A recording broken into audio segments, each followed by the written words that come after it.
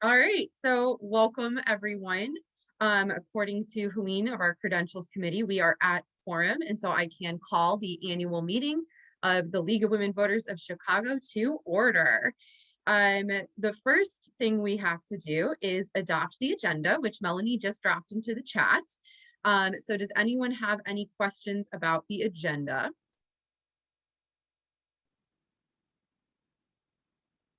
Hearing no objections, the agenda is adopted by general consent. The virtual meeting rules were sent by as part of the packet that you received upon registering for this meeting. Are there any concerns or questions about the virtual meeting rules? Okay, hearing nothing, the virtual meeting rules are adopted. And Shirley Michelson is here. She is going to be taking the notes and the minutes of this meeting. I really quickly wanted to thank you all for being here on a Saturday morning. Quite a few members of our current board of directors are here. So if I call your name, wave, and we've got Catherine, well, myself, I'm Ann Jameson, I'm the board president for the next 2 hours. Catherine Mardykes, our executive vice president, Betty Magnus, vice president of citizen engagement, Jane Ruby, vice president of operations, Shirley Moscow Michelson, secretary, Hollis Burgess, treasurer, Molly Bartlett, fund development, Vanessa Bush Ford, communications, Tina Brady Pettis, issues and advocacy, Helene Gabelnick, sorry, Helene, voter services chair, Ray Sokolos, education, Pat Gronke, neighborhood units, Wytris Richardson, diversity and inclusion, Tracy Stanchel, collaborations and partnerships, Alona Weissness, memberships, and Sharon Welsh, events. So welcome to all of you and to all of our members. So the first order of business is for me to give you my president's report. So once again, we're meeting virtually, but our work has continued. The board, the units, and committees have continued to meet regularly, mostly virtually, advocating for issues, discussing policy, and we've accomplished a lot in this past year, and it would be impossible for me to talk about everything. So I'm just going to cover some highlights. Voter registration went virtual, and Pat Wilder and Tana Dernbaugh were leading the charge in the high schools. They created packets of information on voting procedures that they then got out to all of the CPS high school social science and civil learning specialists. So that was a huge win for us in making sure that those young people know like their rights and how they can register to vote. And speaking of which, I forgot to make an official announcement.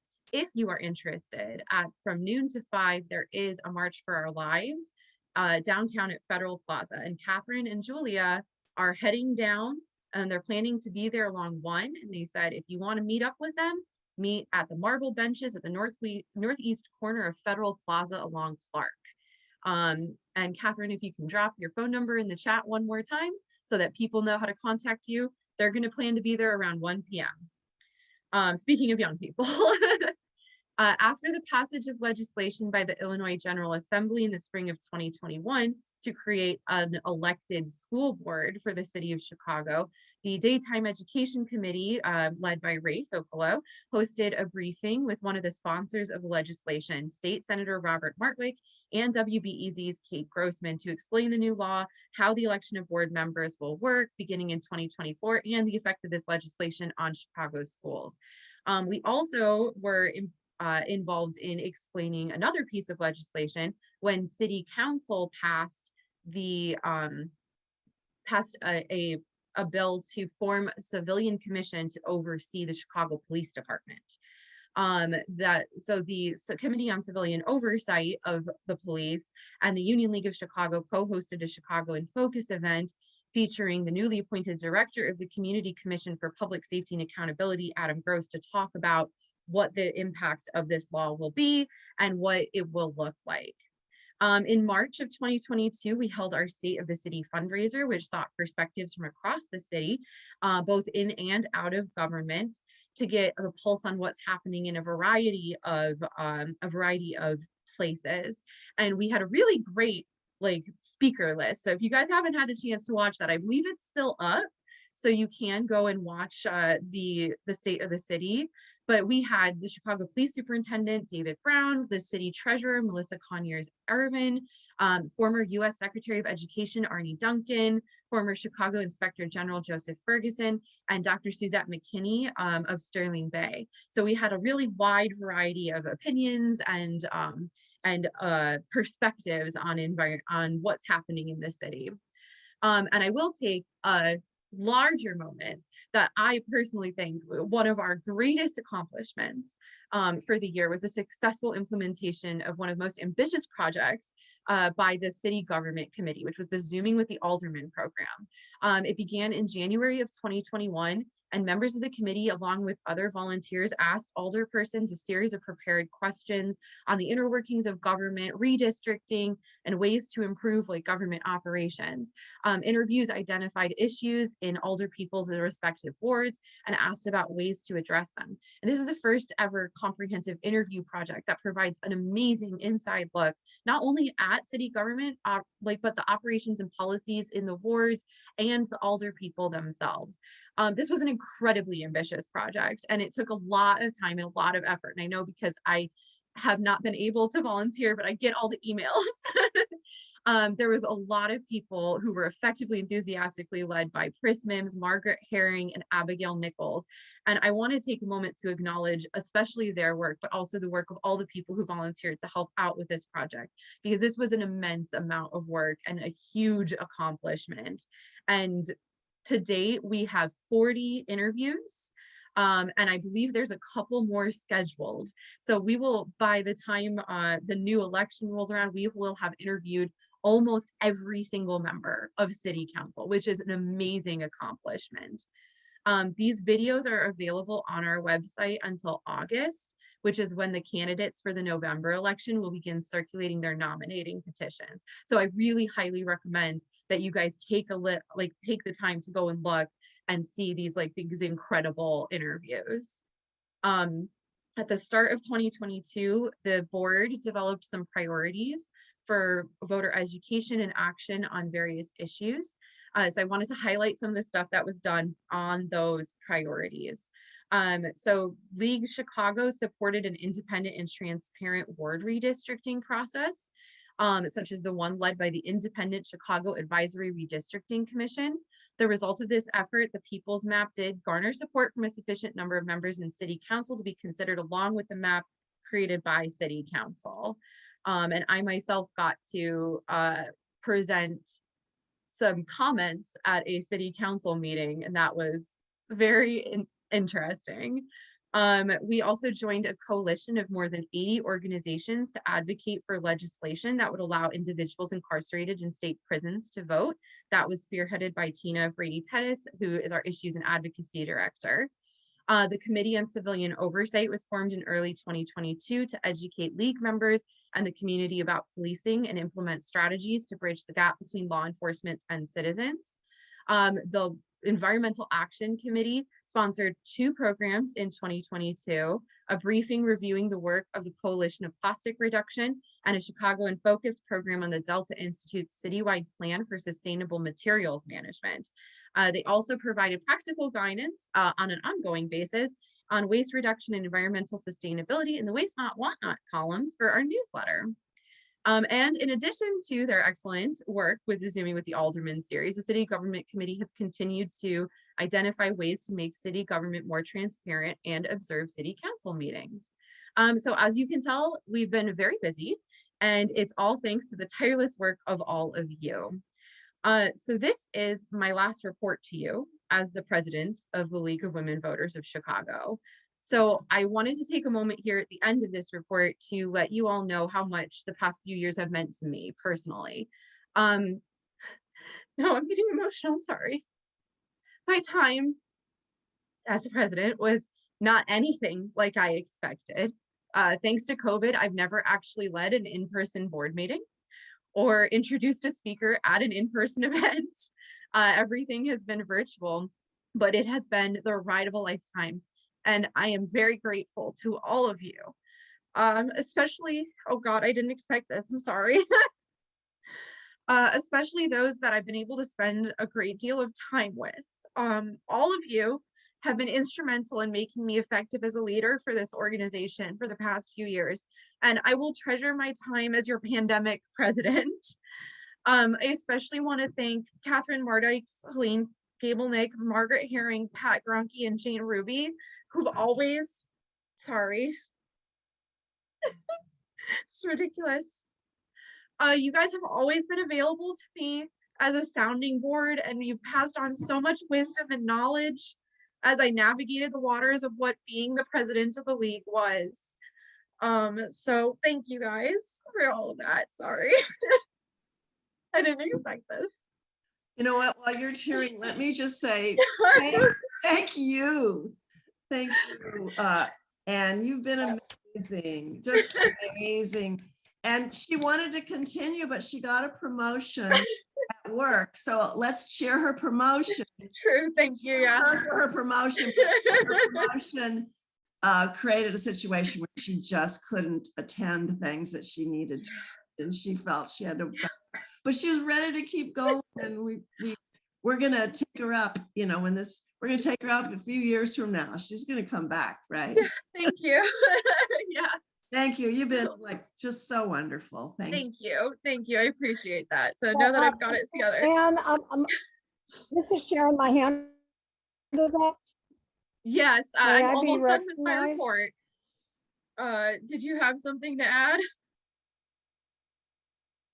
But I'm almost done with my Okay. report, if you want to give me a second to Well, finish. yes, my hand was originally up for two reasons. One, to thank you for your dedicated service, and especially for stepping up to the presidency earlier than you might have planned. Thank Those you. circumstances were not easy, and your willingness to do that and be dedicated from the get-go are most appreciated and admired.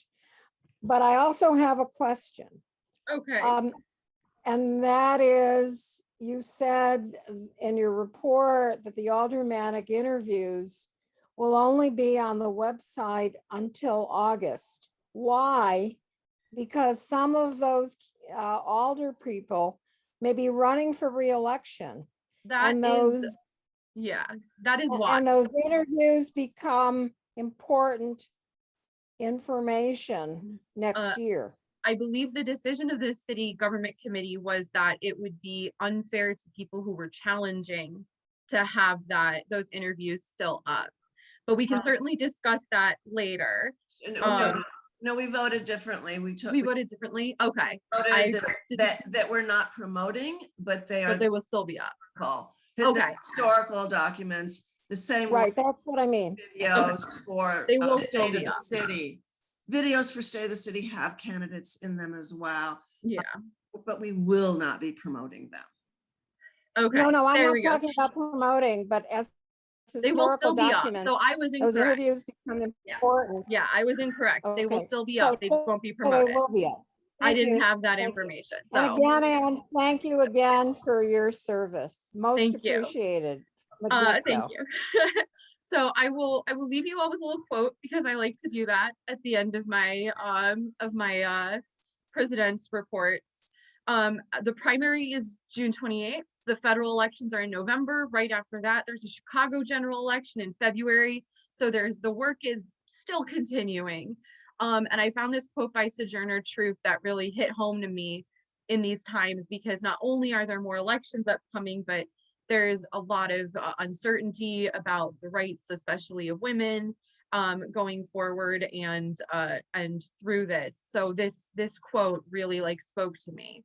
Life is a hard battle anyway. If we sing a little as we fight the good fight of freedom, it makes it all go easier. I will not allow my life's light to be determined by the darkness around me.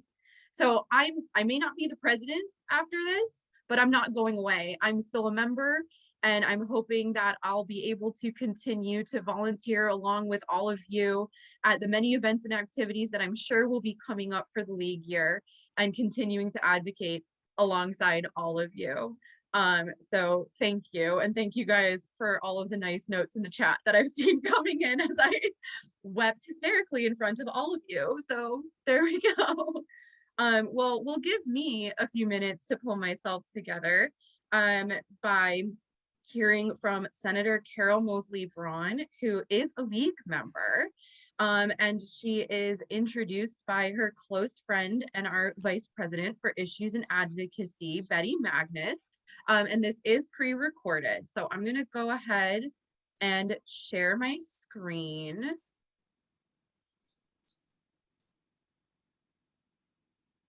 If I can. And we'll get started.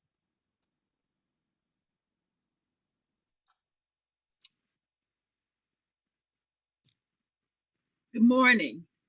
My name is Betty Magnus, and I have the distinct privilege of introducing our speaker for today.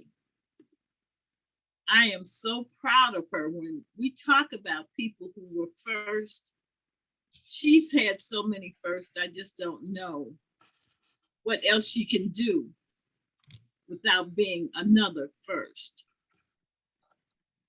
When I met her originally was right after she had marched with Dr. King. And shortly thereafter, she went into the state legislature as a state representative. Following her stint in the state legislature, she became the very first female and first African-American Cook County Recorder of Deeds. Following that, she became the first United States Senator, African-American United States Senator. She didn't stop there. The next time I looked up, she was the ambassador to New Zealand, and I'm sure that was a first as well. She believes in first. She is a mother. She is a friend.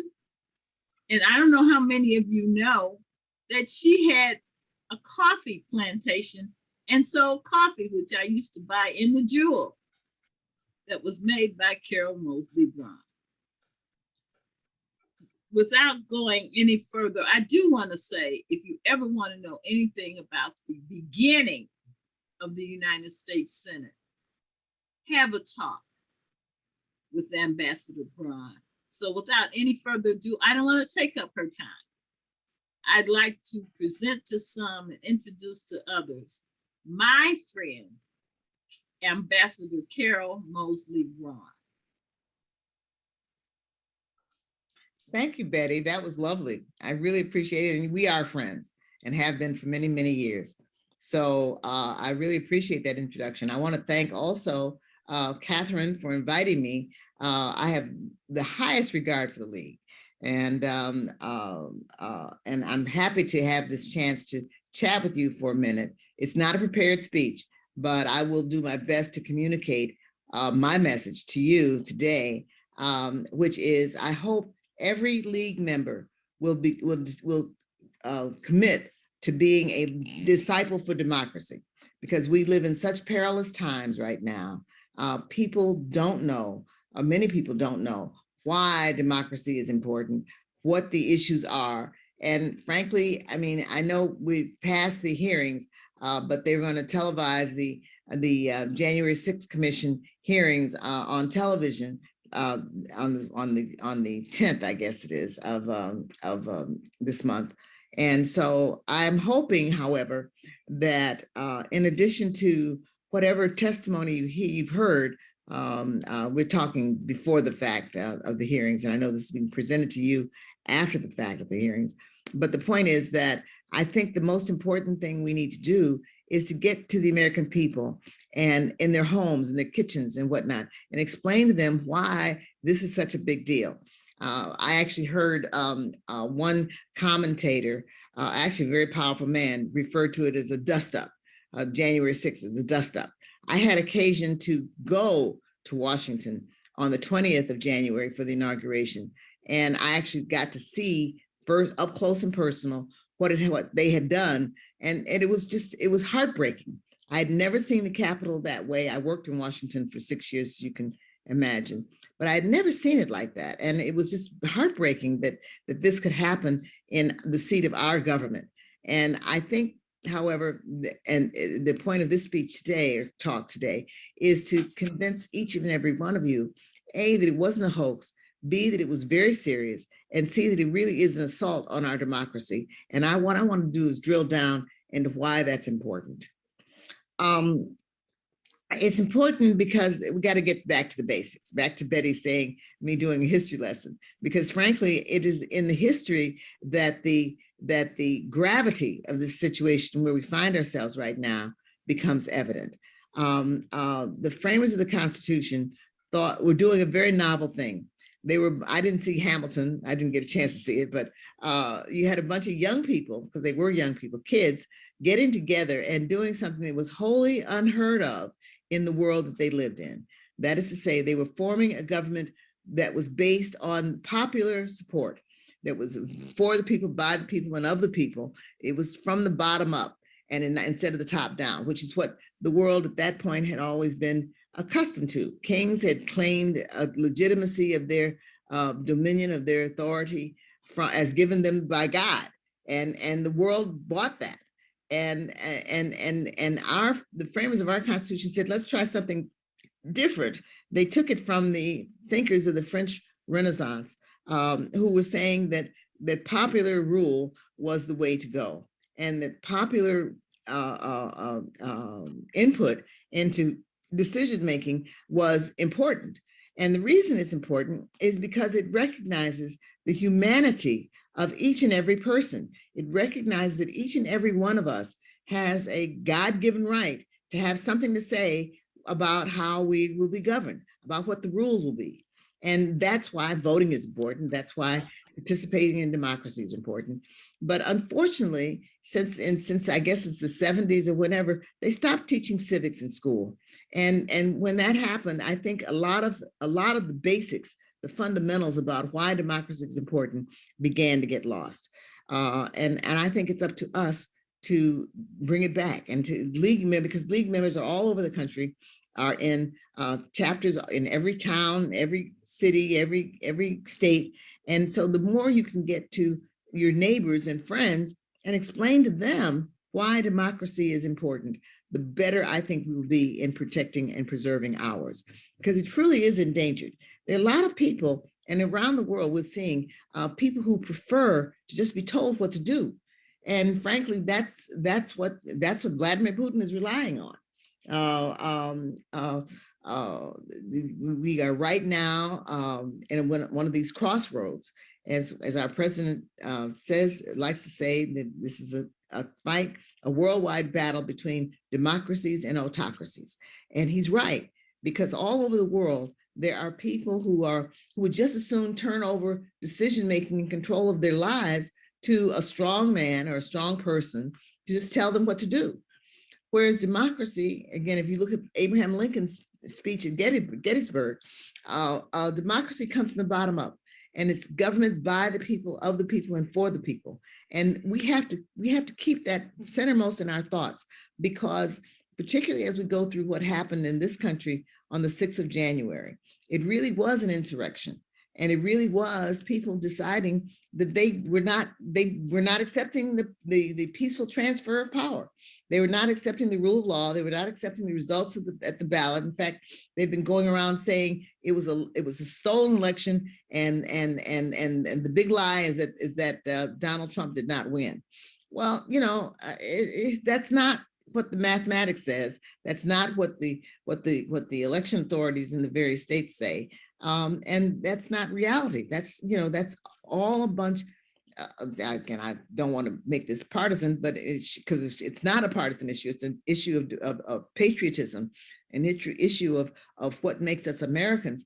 All of that is false. we have to have a fundamental understanding of what the facts are, because facts don't change, and so I think that to the extent that league members will make themselves disciples for democracy, we will be able to reclaim our leadership of the world in making the case that that what people think about their lives is important, that is what should govern governments, that it's not just a matter of the leaders picking the voters, or the voters picking their leaders, and not the other way around. And so we have to get back to the fundamentals, I think, in terms of making the case for democracy if we are to protect it. I would call on each and every one of you to go back and look at the basics, look at why democracy is important, because I think that is what we are battling for. And not just January 6th, but going forward in terms of the next set of elections, we have to make certain that everybody's voice, A, that we get people to the poll, get people to participate in the process to vote, and B, to make sure that those votes are counted properly so that the right results comes out, or whatever the people chose, whether you like the candidate or not is really irrelevant. What is important is that the voters pick their leaders. And we want to make sure that that's protected, because that is the core value in democracies. And so I just hope that while we can lament the fact that civics is not being taught in the schools anymore, although it could be, and that's another set of issues to get to, that we need to get to kids early and convince them why it's important that democracy depends on relates to their God-given right to speak about what they want their government to do, and that is how this system of government is built, even though it's had its flaws over time, obviously. I mean, I'm a Black woman talking to you about the Constitution, and there are some who say that the Constitution was the beginning of the flawed experiment. But it might have been flawed, but it was an experiment based on humanity. And I think that we must never lose sight of that.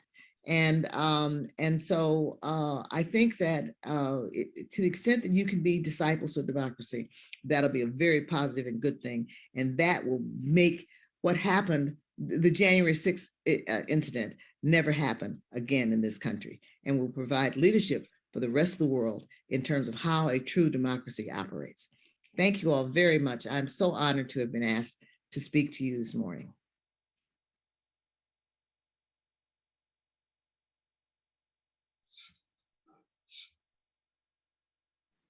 All right, we thank Senator and Ambassador Carol Moseley Braun for taking the time to talk to us about democracy. So moving right along, I would like to next, I'll have Pris Mims come up for the presentation of the Grensfelder Elam Award. So Pris, the floor is yours. Thank you so much, Anne. This is a true pleasure. Since 1981, the Chicago League has presented an award each year to a member who has demonstrated extraordinary long-term dedication and effectiveness in league work. Originally known as the Grensfelder Award, in the early 1990s, it became known as the Grensfelder Elam Award. So before I announce the winner, just to tease you along, I did do a little research into who these women were for whom the award is named. So Olive Grensfelder was born in 1896, and she was a charter member of the League. She served for many years as a board member in both the Chicago and Cook County League boards. Her special interest was child welfare, and shortly before her death at the age of 84, she testified at the City Council in favor of increased funding for daycare centers. She also served on the Illinois Child Welfare Commission. Shortly after Olive's death, the board voted to create the Grensfelder Award, which was first presented in 1981. Now, Eleanor Elam, the other name on the award, was the second recipient of the Grensfelder Award in 1982. She had served in a number of board roles, including as president from 1972 to 77, the first person to serve multiple terms. Margaret Herring, a past recipient of the award, recalls that she regularly observed the city council and committee meetings, and she knew quite a bit about the city budget and finances, as well as federal programs that provided support to the city. Yet another recipient, Jan Flappen, remembers that one year, Eleanor found a $1 million error in the budget. And remember, this is dating back a long time, so it'd probably be about 10 million today. And she alerted the administration of Harold Washington. They were so grateful, Jan told me, that the administration hand-delivered a copy of the proposed budget the next year to Eleanor in the League office. So very appropriate that after Eleanor's death in the early 90s, they added her name to the award. So without further ado, and this year, it is my pleasure to announce that the Greensfelder Elam Award for 2022 is awarded to Karen Sandrick. So, and that's of course for her significant contribution to the League over many years. Now, the process for selecting a recipient each year has become having the past year's recipient reach out to all the available prior winners. I provided several suggested names to the others, and the overwhelming response was that Karen should be given the award. And here are some of the reasons why. Shortly after joining the Chicago League in 2015, Karen began helping with the newsletter, both writing and editing. And currently, she continues to edit the weekly emailed newsletter we all receive. As someone who has provided her with regular articles promoting and then reporting on all the Zooming with the Alders program, I can tell you I very much appreciate working with Karen. She's very patient with me.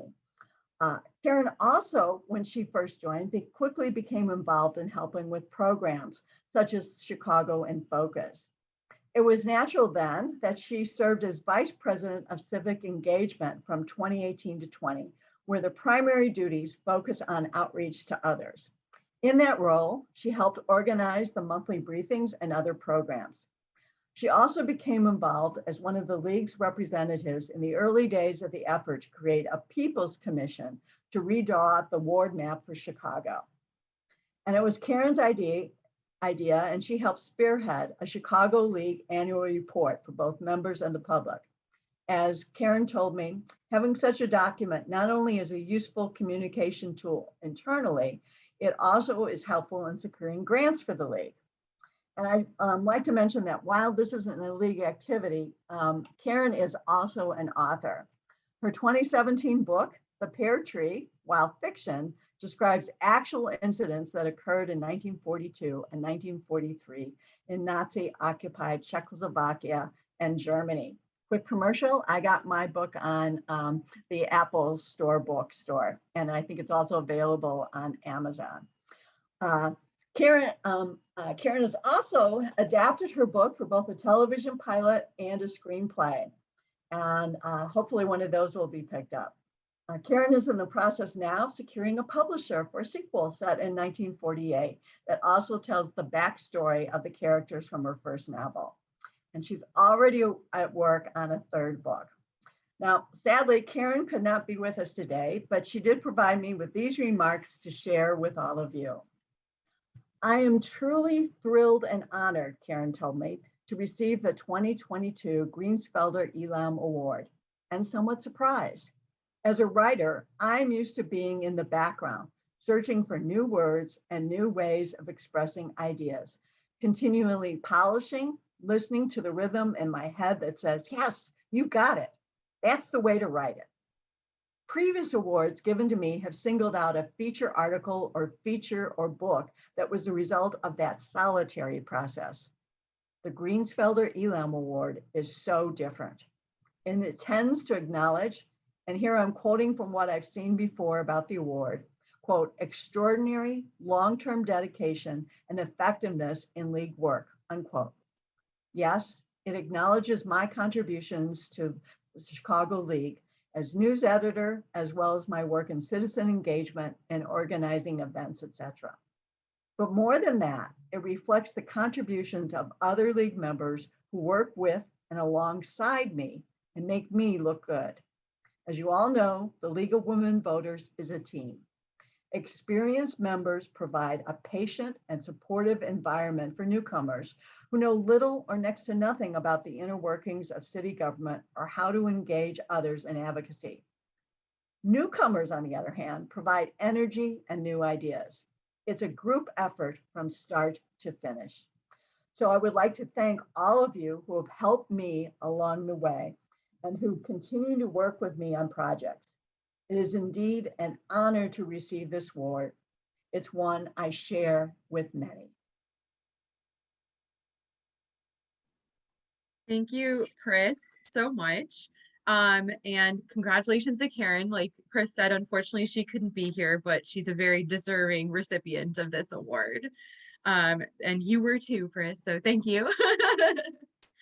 So moving along, the bylaws committee report was officially that they were not recommending any changes to the bylaws at this time.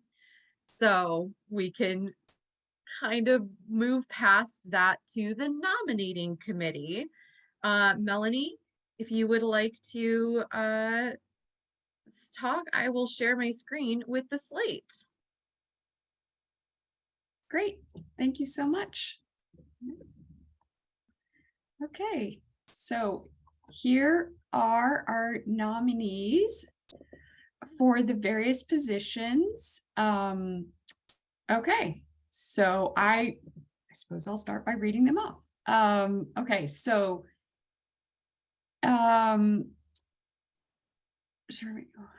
okay, so for president for the 2022 to 2024, the nominee is Jane Ruby, and vice president of operations, Tracy. And for treasurer, Hollis Burgess. And here are our director positions, nominees for the directors for collaborations and partnerships, Julia Klein, diversity and inclusion, Wytress Richardson, environmental action, Deborah Halpern, event coordinator, Sharon Welch, fund development, Molly Bartlett, unit coordinator, Diane Atkinson. And the proposed nominating committee for the next cycle is myself, Melanie Nordstrom, Patty Paoni, and Nedra Summarize. Sorry, Nedra, if I mispronounced your name.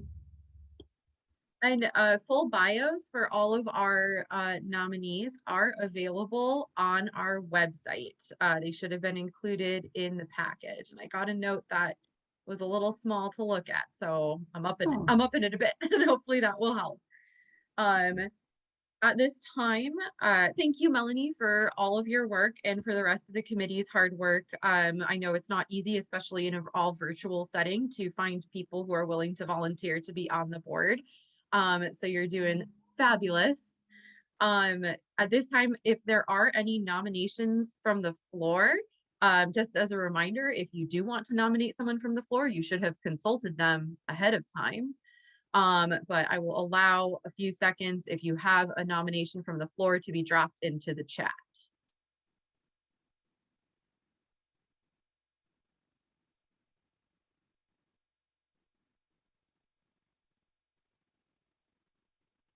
All right. I need a motion and a second to close nominations, so we can drop that in the chat as well. So I need someone to a motion to close nominations. Catherine? I so move. And so Catherine has moved. I do need a second. Tina second. Tina second. So all those in favor, if there's I'm just going to do this by general consent, so tell me if you have an issue. All right, so the motion does pass. So the nominations have been closed, and we can move on to the election of officers and directors. So we can do this by general consent as well. So is there any objection to this slate of officers, directors, and nominating committee members? Feel free to raise your hand in the chat. so that I can see you, or raise your hand in Zoom.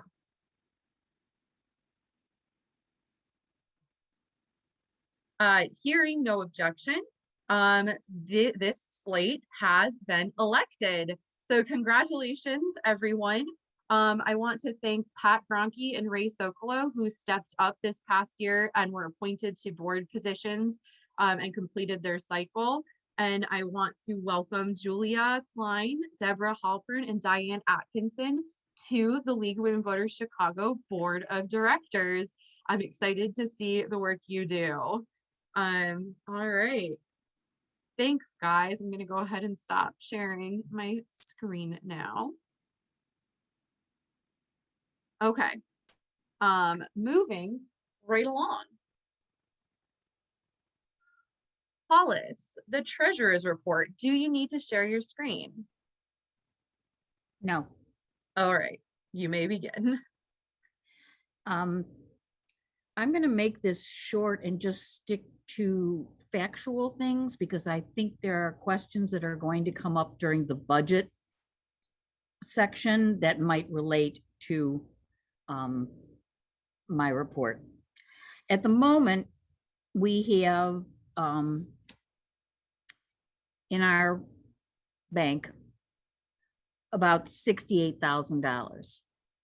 That includes our reserves. Our checking account is 28, our savings is about 15, and we still have 30 in the CDs. It's been an interesting year. By the way, for those who on the board, we were waiting for distribution from an estate. We were legatees under somebody's will, and I was so excited about this. It started in 2020, by the way. I was so excited because when I analyzed how much was in the estate and the number of legatees and everything, I thought we would get from $5,000 to $8,000. We got $2,150 after attorney's fees, auditor's fees, and expenses. So things have not quite worked the way we kind of thought they were going to. Expenses were moderate this year. We've saved because we've been under the pandemic, but we've added some expenses. The convention, 4 of us are going to the convention, and the fees for that are considerably higher than they've ever been in the past. We've saved money because of the pandemic, but we're now moving into either meeting in person or a hybrid, so that will change the dynamics in our budget. I think that most of the people on the board have been careful and watched what our expenses are and been careful about it. There are some problems that are intrinsic to our budget, and so I will entertain questions, but as I said, most of what I think the questions are going to be will also relate to the budget, so I will be available during that to answer questions too. Any questions? Do you want to take questions now, or do you want to save it for the discussion or for after the budget? You know what, I think it makes more sense to save it for after the budget is presented, because I do know that there are people who have several questions. All right, so in that case, we'll move on to the budget committee presentation by John Eagle. And after that, there will be time for discussion on both the financial report and the budget that we have booked in. And we're doing real good on time. So John, I want to thank the work of the budget committee first and turn it over to John Engel to present on the budget for 2022. Great, thank you. Can everyone see my screen? Can everyone see the sort of presentation? Yes. Great. So everyone should have received, I think, a slightly shortened version of this.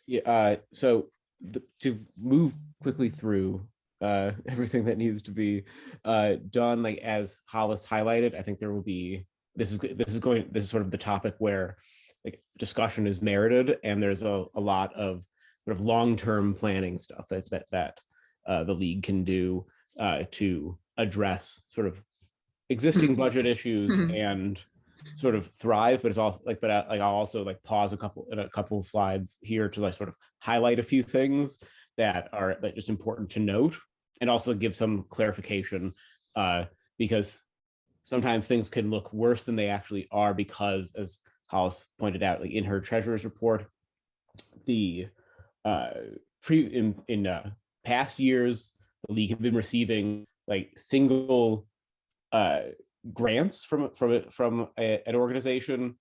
That organization wanted to basically provide like a single much larger lump sum.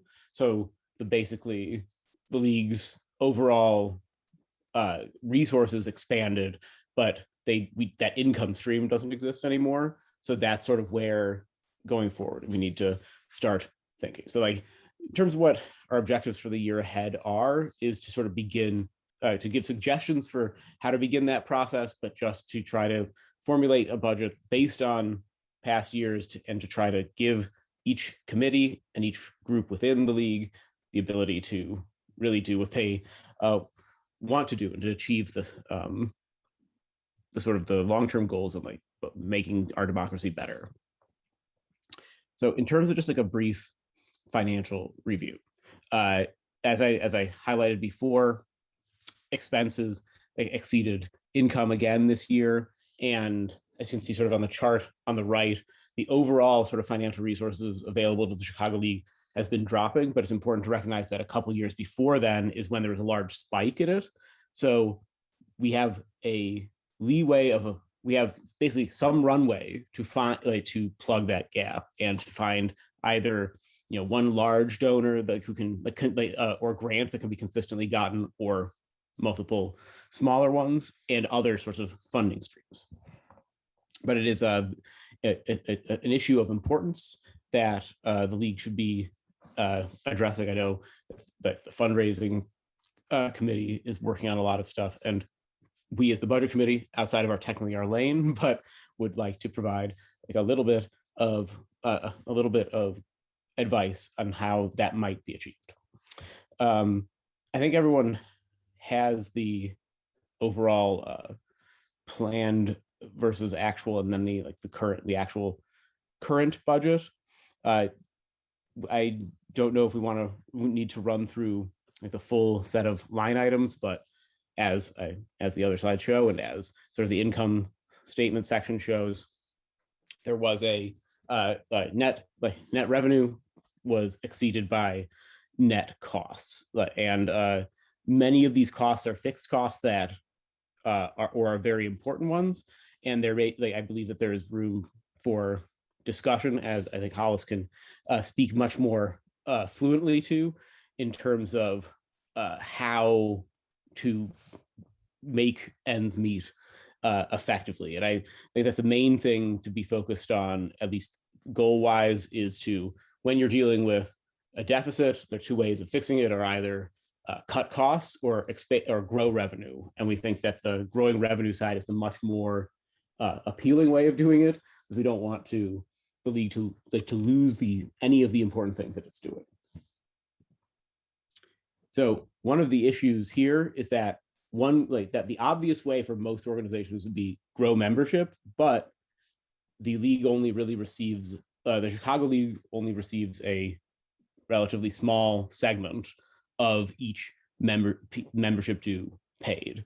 And it is with a proposed change to the national bylaws that would essentially threaten to lose, potentially threaten the Chicago League's ability to actually raise revenue directly through membership at all. Is something to be concerned about. But the main thing to take away is that while growing membership is vitally important overall and is critical to the human capital capacity of the league, it by nature does less for each incremental membership does less for revenue addition than getting donations, grants, and or selling merchandise, for example. So in terms of our recommendations, we again anticipate a fairly significant deficit, but we think that this budget, because a budget, we can't invent new revenue streams for that purpose. We've penciled in some very conservative numbers for things like selling merchandise, t-shirts, etc., and other events, but we've kept it very, very conservative on that front. But we do think that this year can start the turnaround this coming year, and I think the budget committee is confident in the league's ability to do a lot of really great things on that front. Speaking of which, so I've alluded to some of these. We think there's value in like even quarterly or like programmatic discretionary budgets for the individual committees. I think that's more of a just operational freedom point, but the main things that we think are basically the growing the revenue side is investing in like setting up an online store. So this is very easy now on places like Redbubble, and where you pay, basically you items are made to order, so you don't have to invest in inventory, and because they're made to order, it's usually basically a revenue sharing with the company that actually makes them. And right now, with the imminent overturning of Roe v. Wade and a new focus on sort of women's political rights and democracy, this year may be the perfect year to really begin promoting the league as both, and that can go beyond just having the Chicago League's logo on things, because the league has like a long history of like really great like graphic imagery and pins, designs of all kinds that are iconic, that may resonate like with young people, especially right now. Again, like the sort of the next generation of voters, I think has the chance to have been galvanized for that. So like seizing that opportunity is, while outside of the scope of the budget committee to implement, we think it is a very like a really great idea and opportunity. We've seen in the past with sort of innovative designs by other leagues, like nationally and even in Illinois, that you can make a lot of money with like a good design. We know that there was one league in Illinois that had like a road signs that said like a powerful woman lives here, and those like sold like hotcakes like a few years ago.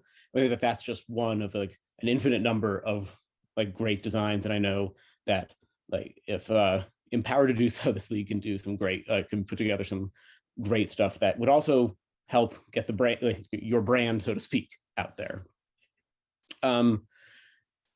We also think that getting grant writing ability is the other sort of big way of doing this. We know that this was something that a few members had been sort of responsible for in years past, with sort of building up that capacity again and just constantly applying for major grants, donations, going for corporate donations, basically pushing that as much as possible, because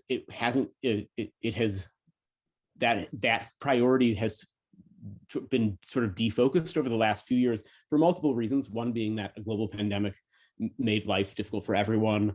The league had received a very significant amount of money that allowed you to be more just focused on the work.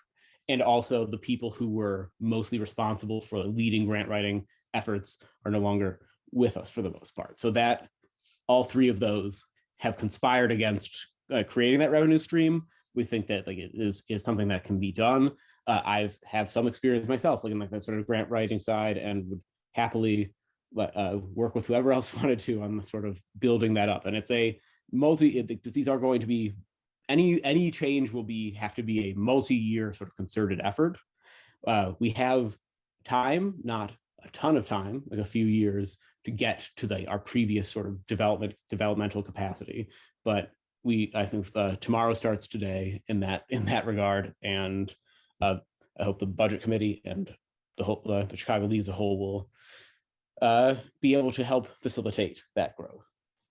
So I'd like also to thank Hollis, as treasurer and our ex officio member. She was instrumental in actually like preparing the budget as the most like her skills were invaluable. And Claire and Tracy, I'd like to thank them as well. Our meetings were great. We had some great conversations about a lot of the things like on the recommendation side in terms of what we can do as an organization to really sort of grow the top line and start bringing in more revenue from different sources and the best ways of doing it. And I think that those conversations have already yielded some really great ideas, and I hope they will continue.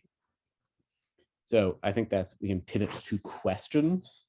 Yeah, I believe Hollis had some additional comments on the budget page, so I'm gonna turn it over to her first, and then we'll open it up for comments. So Hollis? Yes, here I am.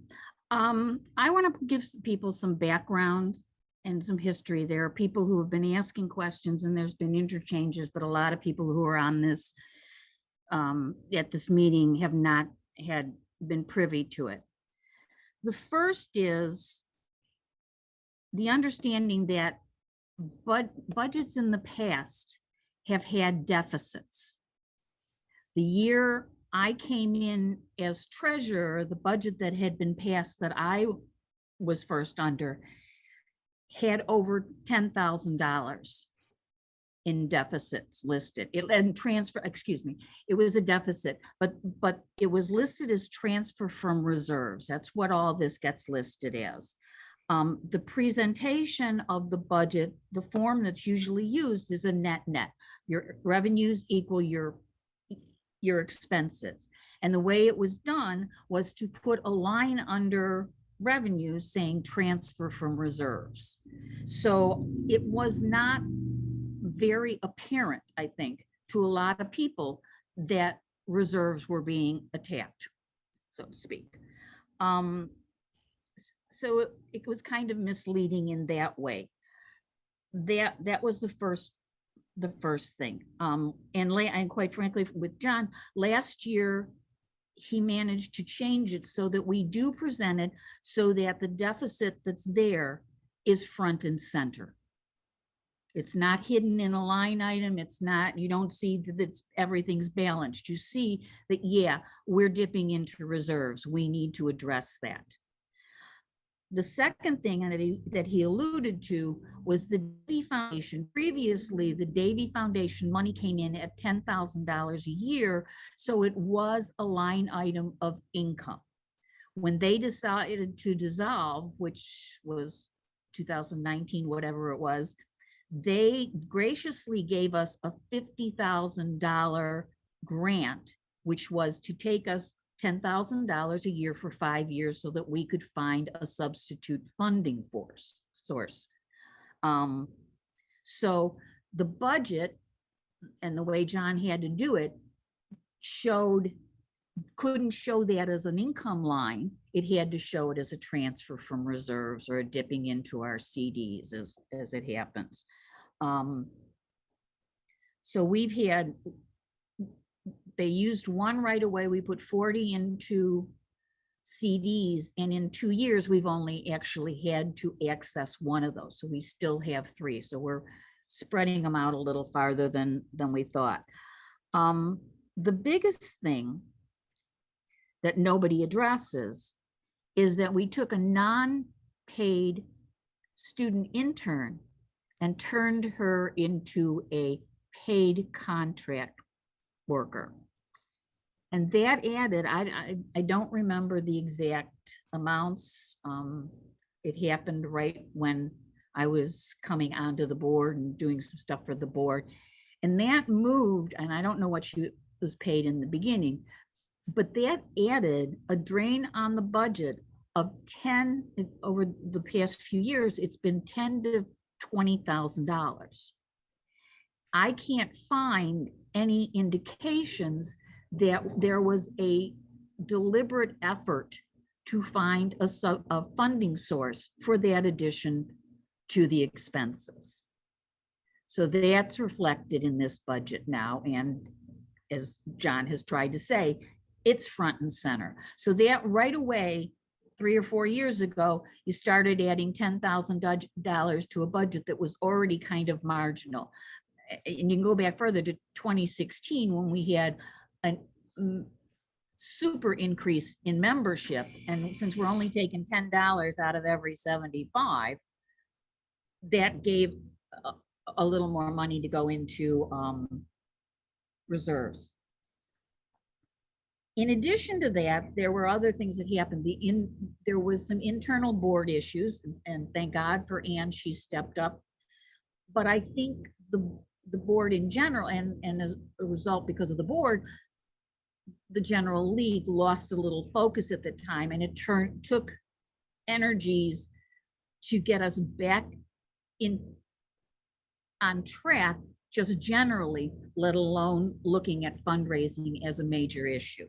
The pandemic, of course, blew everything out of the water. Suddenly, all the plans for in-person fundraising, any of the plans that have made were shot. So that's where we stand today. And that's why John is speaking to these issues of, yeah, it's a deficit and we have to look to these issues.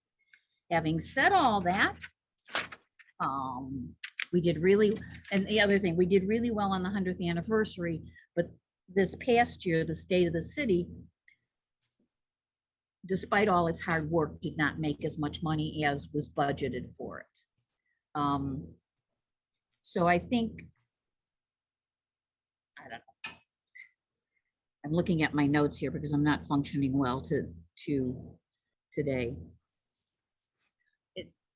At this point, I guess John and I can entertain questions. Well, I'll say one more thing is like as Alice said, like there's like there was new expenses, but I just, on the optimistic side, like I think we do have like lots of like opportunities for going forward. I heard like sort of the beginning of the meeting talking about like a board game night, which would be great for like both membership growth and membership engagement. But Jane and I actually have got a copy of Suffragetto, for example, which was produced in the 1910s to promote women's suffrage in England. So that's a board game we could even play that would be thematically good for that. So I think there's lots of like really like sort of fun out of the box things that we can try, especially now that people can get like meet in person again. I'm muted. Great. So the way this is going to work, we're going to entertain questions. I see you all raising your hands, and I'm going to go in the order that I see the hands raised. If you go on for too long, I might cut you off, but I'm not going to be strict about that at first. And after each question, John and Hollis will have a chance to respond. So we're going to start with Chris. Yeah, just a quick question. I noticed the actuals are just as of April 22. Have you made projections through the end of the year? So we can tell, like right now, I think there's about a $16,000 projected deficit. Is that going to be greater or lower? I'll be honest, I'm not functioning well, so I think it's going to be lower than that. Not much, though. As I said, this convention that we're going to for US was a lot more. It was almost like $175 per person more than it's been in the past. So from that, but I do think marginally, I'm up in Wisconsin, so I don't, I lost my file on things. I think we'll be marginally, the deficit will be marginally less. All right. Thank you. Julia. And Hollis, there's also the sorry. fact that like a lot of people, so some people had not yet paid their dues by the end of the year. So there was still collections to be made. Right. There's also the savings that we have on the meeting. CIF will end the year without using any of its money. Briefings won't use any of its money. So those numbers will go back in. So we do have that. All right. Okay, Julia. Thanks. I just wanted to offer my opinion that selling merchandise is a fantastic idea. And I know, Jane, I've often seen you with really awesome vintage stuff. And I wholeheartedly agree that due to Roe, but for all kinds of reasons, I think that there is a tremendous opportunity in sourcing and producing and promoting and selling merch. And I'm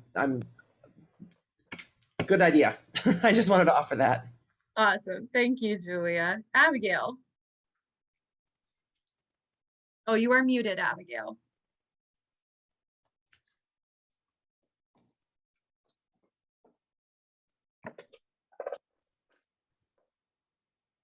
Hang on.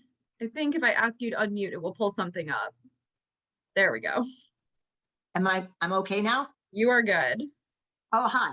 I wanted to ask about the issue of rent. The League of Women Voters in DC, where I was a member, had this problem, and we ended up in WeWork. We thought it was very important to have our own space, storage area for our documents and access to meeting rooms. But what's the story about our Michigan Avenue space and the rent?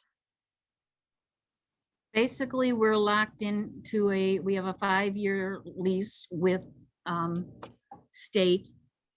I'm not, and I'll be honest, I think we're in the third year of it. We have one room there, we have storage there. I'm not familiar with the particulars of where, I gather we put some of our files over at U of I, but I'm not exactly clear on that process. I know at one time, there was a thought to look at WeWork. I'm not sure how much, when we pay $1,000 a month, basically, to state for the one room and the storage. We have also moderate expenses once the building gets the tax bill and sends the portion to state. So we may have a little more there. It's not a non-option. It's a possibility. State, I think, is right in flux now too. So, once their lease is up, I don't know, do you know how much you paid for WeWorks? I think $1,000 a month sounds very reasonable. However, the problem is I hate that meeting room where our unit would meet. I just hated it. The pandemic was better for our unit, I think, than that room. It's a little tight quarters. It'll be interesting to see what happens at the end of the lease, given what's happened with the pandemic and people working from home, that there's a lot more space in office buildings. So I don't know from that, but this was a lease that precedes me. It was a reasonable lease for the amount of room that we had, and we were using their support systems like their copier and that kind of thing. Whether that is something that continues, we'll send that to John, and he can work on figuring out what the best is, because well, it's something. He's good at researching those kind of things better than I am. When it comes up, that should definitely be like, it should be good to note or minute that that the budget committee of the year that the lease comes up should absolutely be like looking at that up. I will double check the date and make a note. Yeah, I was acting president at the time when we signed that lease. That was when Annie was down in Mexico. And I can tell you from my memory that it was the best deal we could find. And we explored WeWork, and it was not a bad deal. This was really good. And the fact that we could share and have more space because the Illinois League was paying as well. Put it all together. So it was advantageous to us. The synergy, it works, or it did work. I don't know what, like I said, I think IL is in kind of a flux now. So we could just what year, Catherine, do you know what year you signed that lease? The year was during the municipal elections, so that would be early 2019. 4 years in the spring. 4 years this spring. Oh, okay. A year from now will be 4 years. So a couple more years. Okay. So that's on the agenda. All right. Thank you. Margie Gilbert. Thank you. First, I want to compliment Hollis and John for all the work they've done. It's a big job and a lot of time and a lot of, frankly, hard effort to work on this. So I want to first compliment them and thank them. And then I want to talk a little bit directly about the budget itself. I presented an overview of the budget to the Loop unit. We did it at our last meeting. And I and some of the members that were there are concerned about the fact that in approximately 3 years or less than 3 years, we'll be totally out of any reserves, any money to pay rent at the rate of our deficit spending. And with our assets down to about 68,000 now, it's significantly less than 3 years at this level of deficit spending. And the deficit is even including kind of projected new conservative resources being brought in through fundraising. So I wrote on behalf of the league, they asked me to, my little unit, a letter to John asking him for some more information. He was kind enough to send us a great, about 2 or 3 page response that I shared with everybody in the unit. And in this, he had a suggestion that I really liked. And I'd like to ask if this is feasible or is it going to go forward? He was suggesting a finance committee, if that's what he called it, but it was to really look at, to spend a whole year, not just kind of private, invite anybody that wants to be a member, meet monthly and try to come up with solutions, look at every expenditure we have, look at and really study them, the trends, where we're spending money, where we can save, where we really have to focus. I mean, there's a separate fundraising committee, so this isn't fundraising. And so my question is directed to John. Is that a viable solution? Is that going to happen? Could anybody join? Because I'd be interested in working on it. So I'd appreciate it if John can talk about the proposal that was in the information that I shared with the Loop unit. And I really appreciate your response, John. Oh, well, sorry, and apologies for my response having come later than anticipated. But I think that there, like, if that's something that we think could add value, I think it would be worthwhile. And it's obviously that would be a sort of the board decision, I suppose, for the formation of new committees or groups, but it could just be an informal working group of the budget committee because they get a point and we could meet, like, could be monthly, could be, but like basically meeting on an ongoing basis throughout the year, however long, like to like have those discussions. And I think that would be fruitful because that would allow the fundraising committee can be focused on the grow, like on the growing side of, on the sort of top line side of things. We can have concurrently looking at costs and what level of fundraising would be necessary to like reach sort of like stability and help fundraising think through their priorities on that front. Yeah, because I think that'd be so good because I know it's very hard for me to vote for such deficit spending, but if we don't approve the budget, it's a big question of where we'd be. And there's so many tough choices to make. We've already got contracts. We have to fund our delegates for this, in my opinion, for this the US League meeting because it's so important.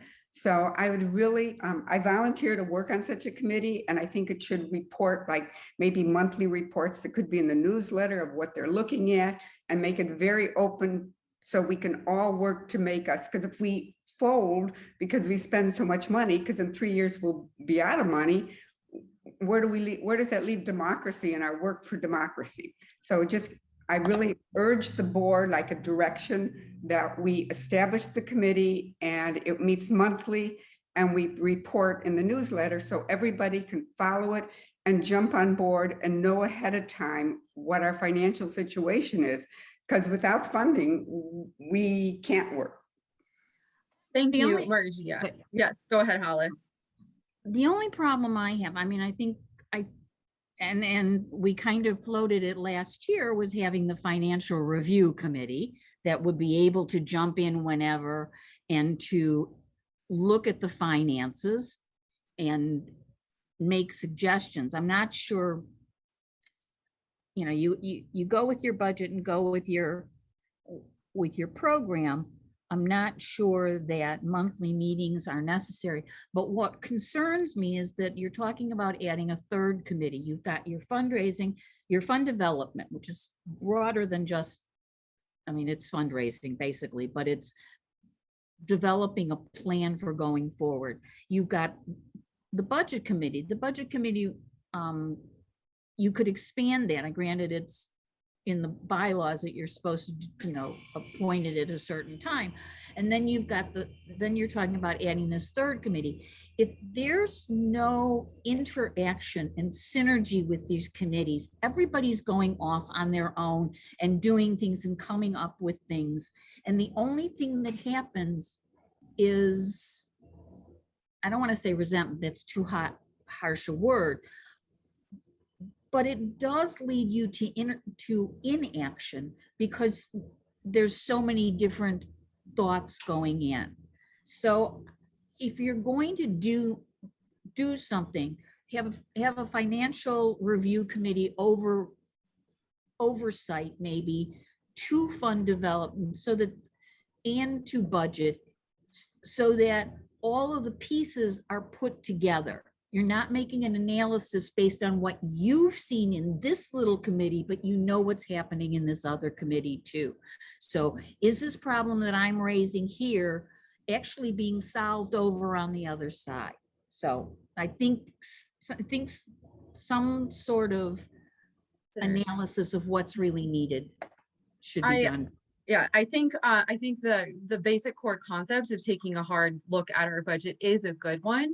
And determining and working with the fundraising committee to determine like what we need to do in order to be sustainable is good. So I think we can count this as a direction to the board to explore formation of a finance committee or whatever works best for taking a hard look at the budget. So I've got that written down.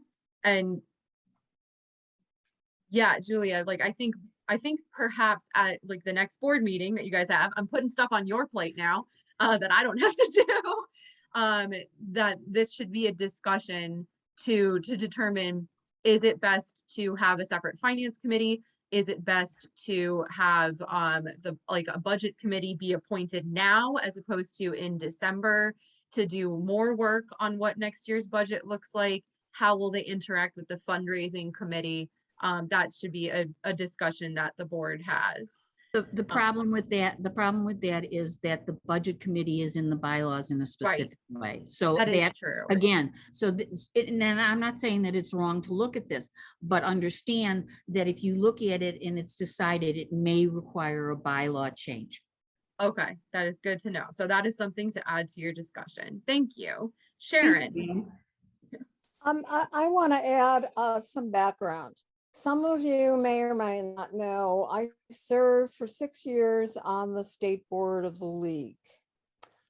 From 2013 to through the spring of 2019, so relatively recently.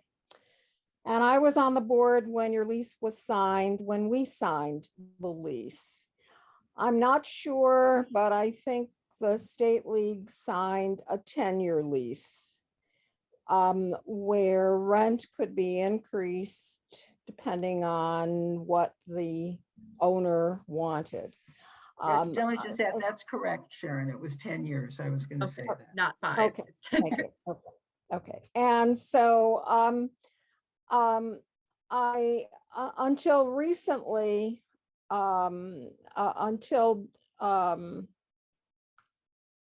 well, recently, I don't recall exactly when, but just a few months, I was on the State Issues and Advocacy Committee with the role of ERA issue specialist for a number of years and election law issue specialist. So my background of activism in the league is more on the state level than Chicago. Based on that background, I can tell you that the state league has a deficit, a growing deficit. I don't know how big that deficit is, but the state league, I believe the board is considering the possibility of what is the penalty to break the lease, to revise the lease. And I'm mentioning it so that you on your board ask the state board specific questions about what their plans are. So you're not held high and low without office space. When you signed the office space, the adjoining room was available, so the office expanded. So you have that room, which didn't originally exist before 2019. That's number one. Number two, regarding my state league activism, funding through grants for the Chicago League is potentially problematic. And the reason you have to be aware of that is US does not want state or local leagues to compete with US for grants to US. The same thing is true for the state league. To my knowledge, since I've been off the state board 3 years now, I don't think the state board has gotten a grant, but when I was on the state board, the state board got from McCormick Foundation, and realize for a grant, you always apply for more knowing you won't get the full amount requested. I was a grant writer, and I'm not volunteering to do this again. I'm just giving you background. Okay. I was on, it was a 3-person grant. It was the executive director then, and Jan Dorner and I co-wrote this grant to the McCormick Foundation. We knew we weren't going to get a $100,000 grant. We got a $50,000 grant. But in part, the reason that I know firsthand the potential problem the Chicago League may have in applying for a grant, getting a grant, is we on the state, the three of us were very careful that it was an Illinois-based corporation, which would not be a problem for the state with US. And so in essence, what I'm saying is whatever your fundraising committee comes up with as proposal for grants, be aware fewer corporations are Chicago-based. It would be helpful if it were a Chicago-based corporation to get a grant. But I don't know about the current state board, which is having the same kind of financial problems our league is having. Thank you, Sharon. That is all very good information.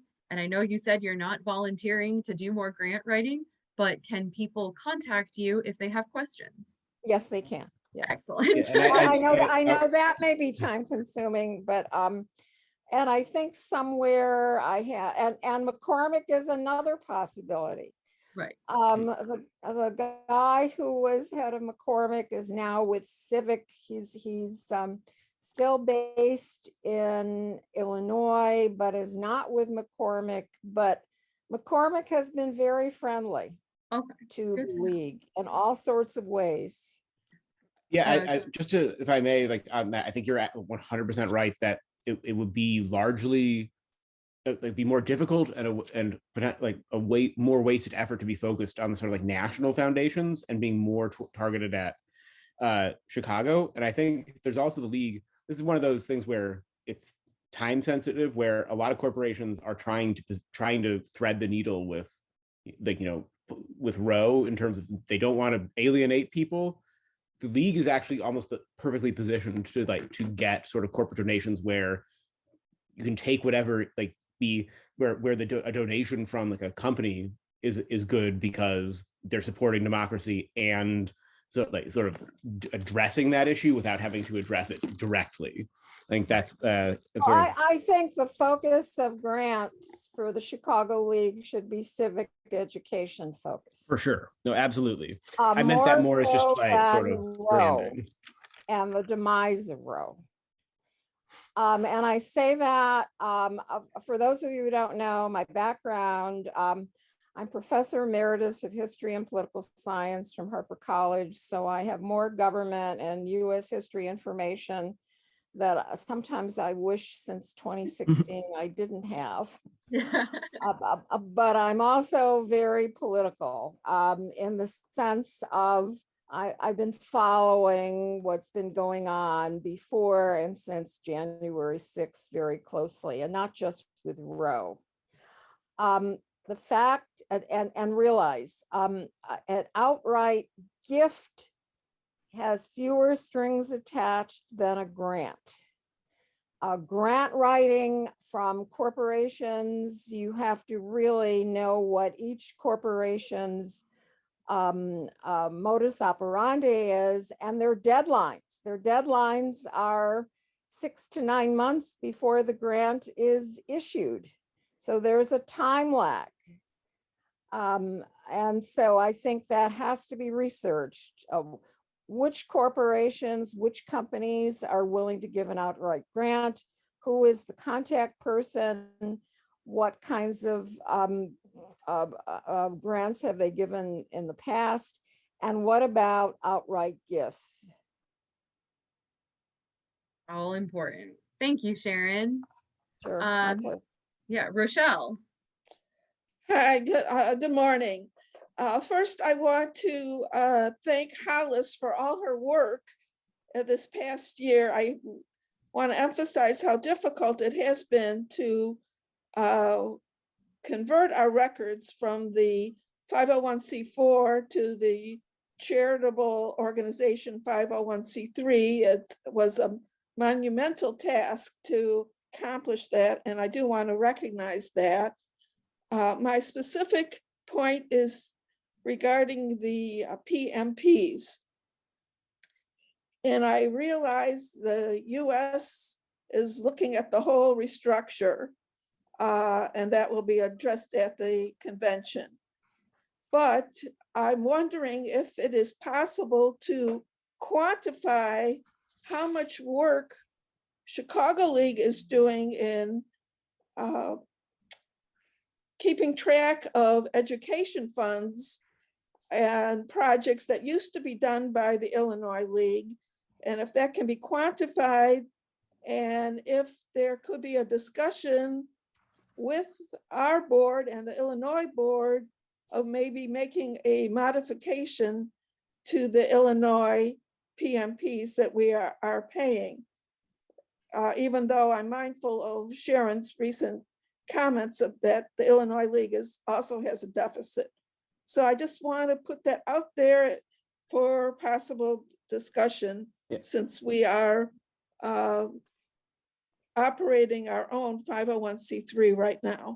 Okay, I don't mean to interrupt, but one point of information I didn't mention.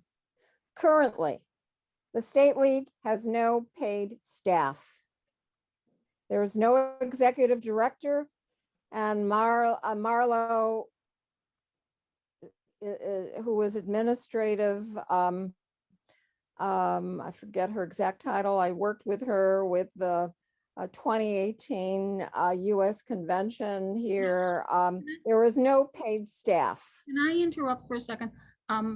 Rochelle, I'm not exactly clear on what you're asking. I'm not I kind of have it, but I think, can you give us an example of what you mean by we're doing education stuff, so we should get a credit? I'm not clear on this. And state, Well, I'm just asking the question. no, I know, but is it I'm not sure what you're asking. So What- I'm asking the what question kind of- whether Go ahead. whether it is even something that we can identify in terms of dollars, that the work that you and the Chicago League are doing in administering the ed fund. Maybe it's insignificant amount, No, but can you give me an example of what, even if it's a fake example, just try so and you're writing all the checks that have to do with the ed fund. That's the Chicago in Focus, the state of the city, the share of the rent. We used to have to, we kept yeah, administrative invoices, forms that we had to give to the Illinois League, for their backup, and inputting all that information into QuickBooks, and basically keeping another set of records for the ed fund and reporting that, and then other things such as different forms that have to be filed for the ed fund, different state of Illinois forms that have to be we kept don't up. have ed fund anymore, so we don't have to. I think I might know what Rochelle might be getting at with the PMP connection. Let me know if I'm right, Rochelle. Are you trying to see, like, is there a difference in, now that we're administering all of our own funds, how much of the work we're doing used to be done by state, Yeah. and now is being done by us? And is there a monetary distinction that we could maybe use as a negotiation point for PMPs? Is that kind of what you're Yeah, getting at? yes, that is it. Okay. And as Sharon just said, there is no paid staff now. I mean, that was incorporated into the PMP we were paying. In effect, we're paying a share of their paid staff, and as We Sharon don't know- mentioned, we don't know if there they're is not no gonna paid. hire new people. The fact is that, I mean, I don't know what they're doing and why all of it happened. I'm not privy to their gossip, but they may be hiring a new executive. It just may be that they got rid of They the. are not planning to hire new staff, period. Well, there we go. Well, that'll be interesting. Those people know how to turn on their computers. It sure will. Well, so that is certainly, like, I don't know if it will get anywhere, but that certainly could be a direction to the board to check in with Illinois on the status of our PMPs. And perhaps, like, depending on the discussion of, like, how what this, like, financial oversight sort of committee works on, that might be another avenue for them to explore, is like, how much time do we have, and can that translate into money? Right. Yeah. I mean, the to- whole thing may change based on the restructuring, but that I probably won't go into effect immediately. And I'm just throwing it out there as something for possible discussion. Okay. Thank you, Rochelle. Helene.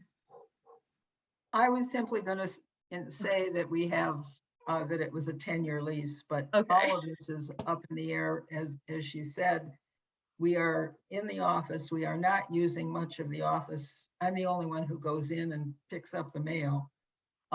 State does not have a presence there. And we did use, when we signed the lease, part of it was because we had access to conference rooms. We had access to other things in the building, which have not reopened, in terms of, we used to have briefings and so on in the other public rooms in the building. So all of that is very much in flux. And I think this is something that, we don't know the answer to at this point. And something to, yeah, they touch base do with state. they may not have paid staff, but they also do use contract staff.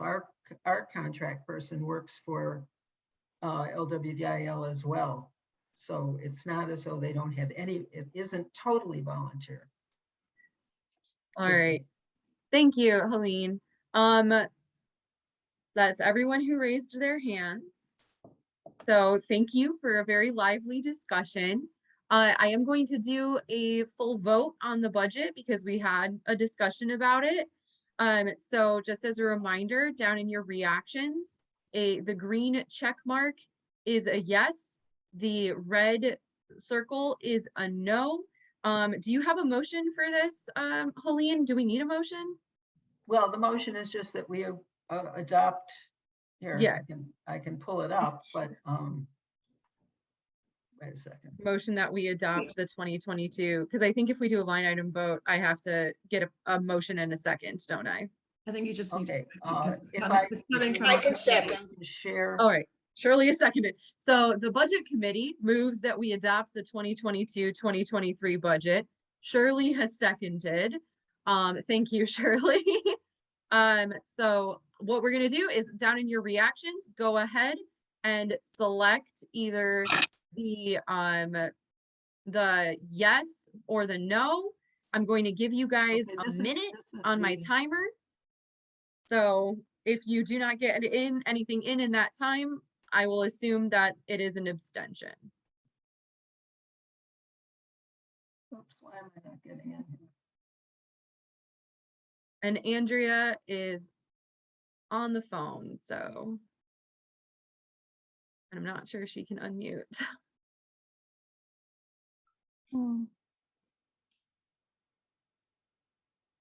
I'm a yes, but I don't know how. It's not coming up on my phone. Yeah, I'll me just- also, I'll- I'm not getting a reaction button. All right, Abigail and Rochelle. Abigail's a yes, Rochelle.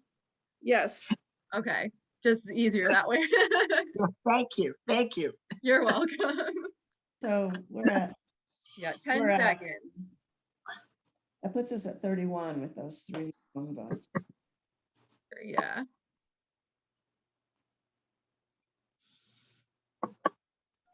All right.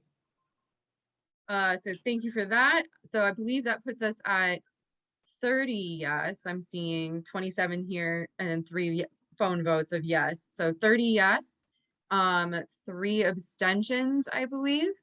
So the motion does pass and the budget has been adopted for 2022 to 2023. So thank you guys for that. And now, speaking of the League US structural transformation, Hollis was going to give us a quick little overview, and please know that the board is probably going to be discussing this as well at their June meeting to determine kind of where we stand. But we wanted to make sure that you had the information that we had as well, so that you could make some comments. I'll ask if you have any comments on this one to drop that in the chat so that it can inform the discussion that the board will have on Tuesday. So Hollis, go ahead. So joy. This is fun. For those of you who have not heard, the US and LWV US, and I will refer to them as US, has come to the conclusion that League needs to reorient itself to increase membership. I'm not exactly clear on this one. And one of their issues of transformation, and by the way, if you go on the LWVUS website, look for transformational roadmap, and there's an executive overview. The roadmap itself is 40 pages. The overview is a few pages. And it'll give you more information and better than I am. At any rate, the idea is, for some reason, they're saying that people do not know when they join the League what they're actually joining, that they don't understand what the League is, and there's a myriad of opinions about what League is. One of the other things they pointed to was that joining is difficult because there is no national dues and no national, we're local, we're all local dues, you join a local league. there are a few states that have general MALs or open, but you can't just go in and join national and be a member and things happen. So they've created this roadmap. And one of the things that those of us who are going to the convention are going to have to face is a major bylaw change that says that dues will be paid to LWVUS. And LWVUS agrees into this bylaw to take no more than 1/3 of the net revenues. And then the money will be given to the states. And they haven't got the formula yet on how this will happen, that states will then give it out to the local leagues. More emphasis will be placed on administrative support to state leagues and therefore local leagues. So it's interesting that LWVIL has no, other than Sophie, has really no paid staff, when the goal of US is to increase paid staff in state leagues so that they can take over, and it varies. And what they basically talk about is state leagues helping local leagues, or even taking over for local leagues, filing the different reports that we generally have to file, which is our 990 with the feds, our 990 AG with the Illinois Attorney General, those kind of forms, our tax forms and our annual reports, and giving support to local leagues doing this. There are some other things, and I'll be honest, I have read they've changed. There's a process now. They put in place member rights and responsibilities and US rights and responsibilities. And I'll be honest, I don't understand them. The rights are very vague. The process for adjudication, if you violate your responsibility, is put in place and seems draconian to me and bureaucratic beyond belief. But the biggest issue to those of us who've read some of the stuff is the idea that we are changing a bylaw so that US can takes all the dues, and there may be benefits to that, but there's no formula. I mean, we've asked questions in meetings on what they mean by net revenue. And one person will say, oh, well, you know how when you pay online, you have the deduction of the fees for the credit card process. Okay, but what about people who pay by check? Is it all, you know, what about the fact that those of us locally have very different needs and due structures? I was talking to one of the people in Florida, and while they pay $32 to US, their state dues are only $15 and their dues are $65. So imagine how much money they're getting to function. We're doing it differently here because our state dues are very high. But the big issue to some of us, as I said, was the net revenue, because they're defining it as that, but it's not defined in the bylaw, which means 3 years down the road, they can decide that net revenue means their administrative expenses. The process that they're talking about is changing. They have currently 36 staff members. They have a CEO, a CFO, a COO, and a CSO.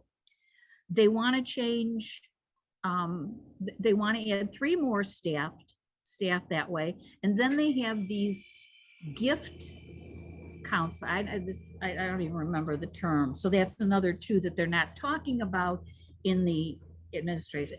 And they're trying to explain that these individuals that they're hiring are going to be will get media support, you'll get I do not believe in any place that I saw issues support. You will get admin, government tax administrative support. And then there are the projects, the program. They are setting program for us, which, to some degree we already have. These are their issues and we're supposed to support them. But we are supposed to promote the program that they've decided within our states. It doesn't mean we can't do local programming. But again, if you go to rights and responsibility, if we don't promote their program, what kind of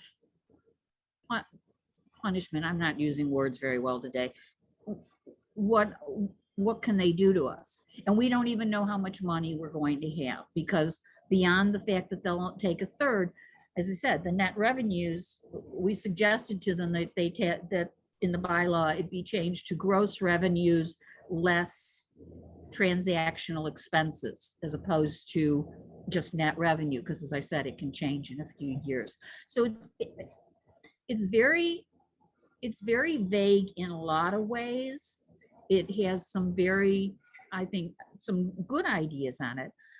But from my standpoint as an admin person, I look at it and go, okay, you want people to be able to join nationally? Put a damn join button on your website that leads people to the line where you punch in your zip code and then you find your local lead. It's not, to me, what they're doing doesn't necessarily equate with more efficiency and more membership.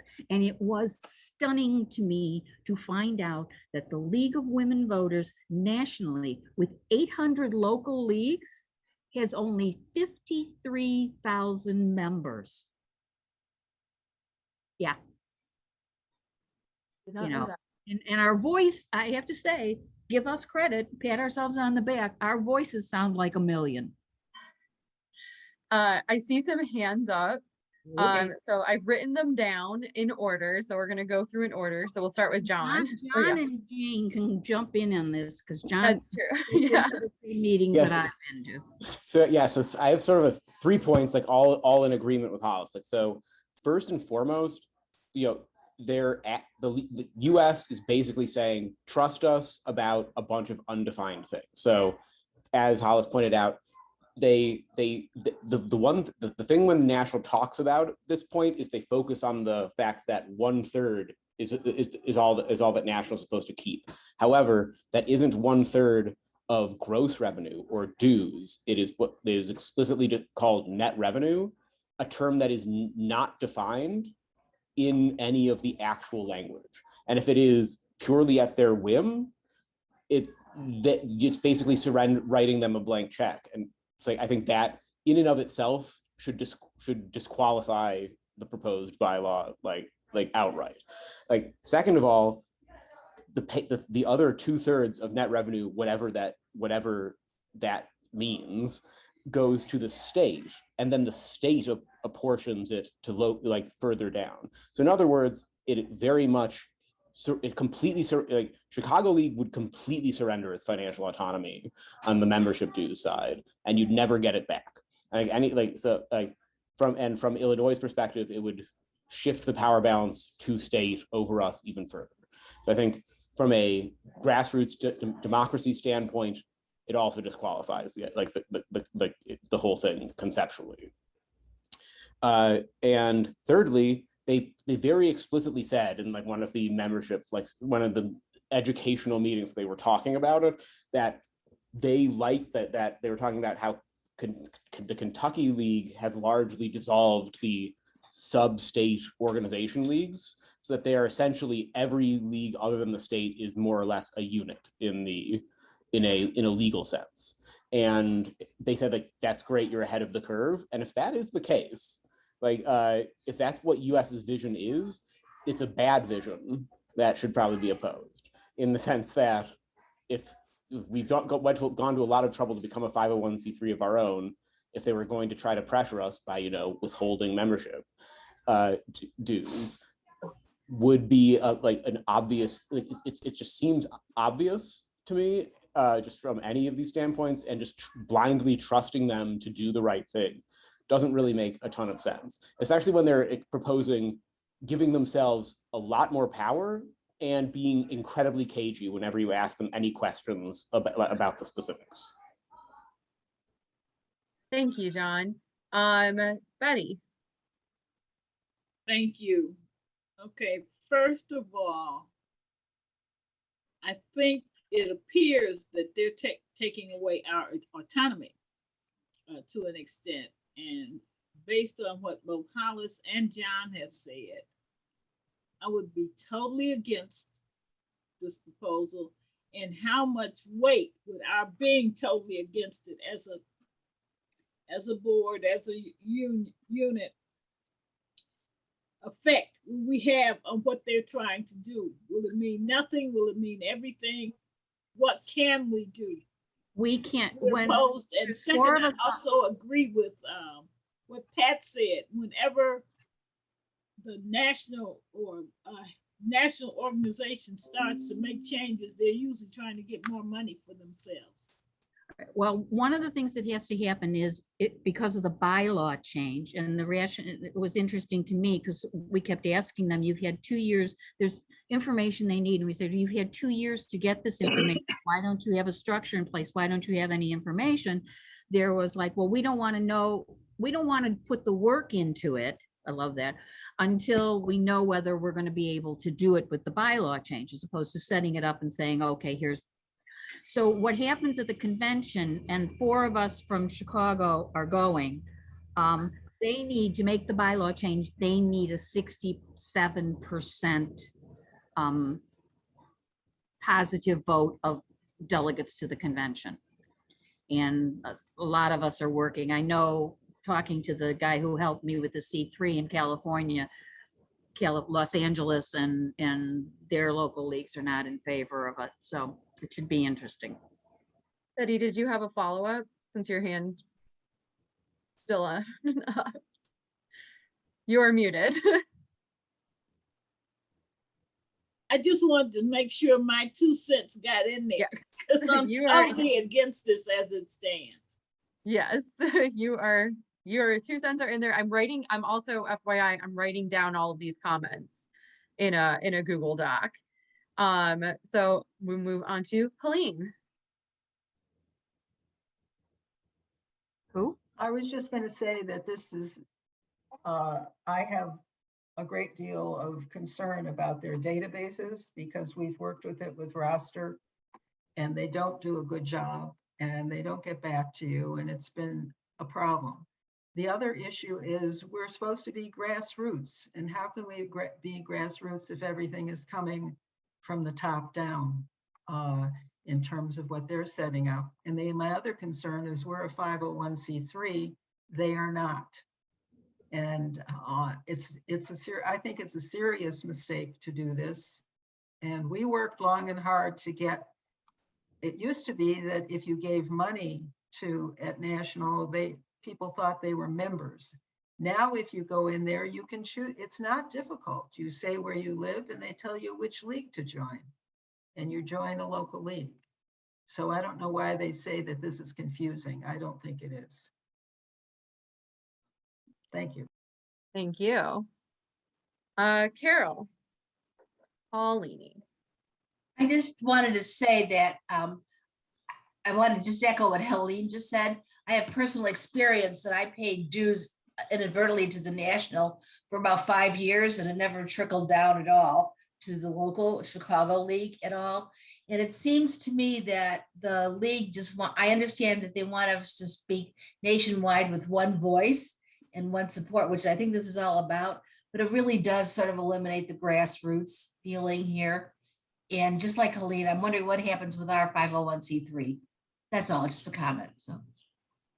Yeah, thank you. I'm furiously typing. Margie. You are muted, Margie.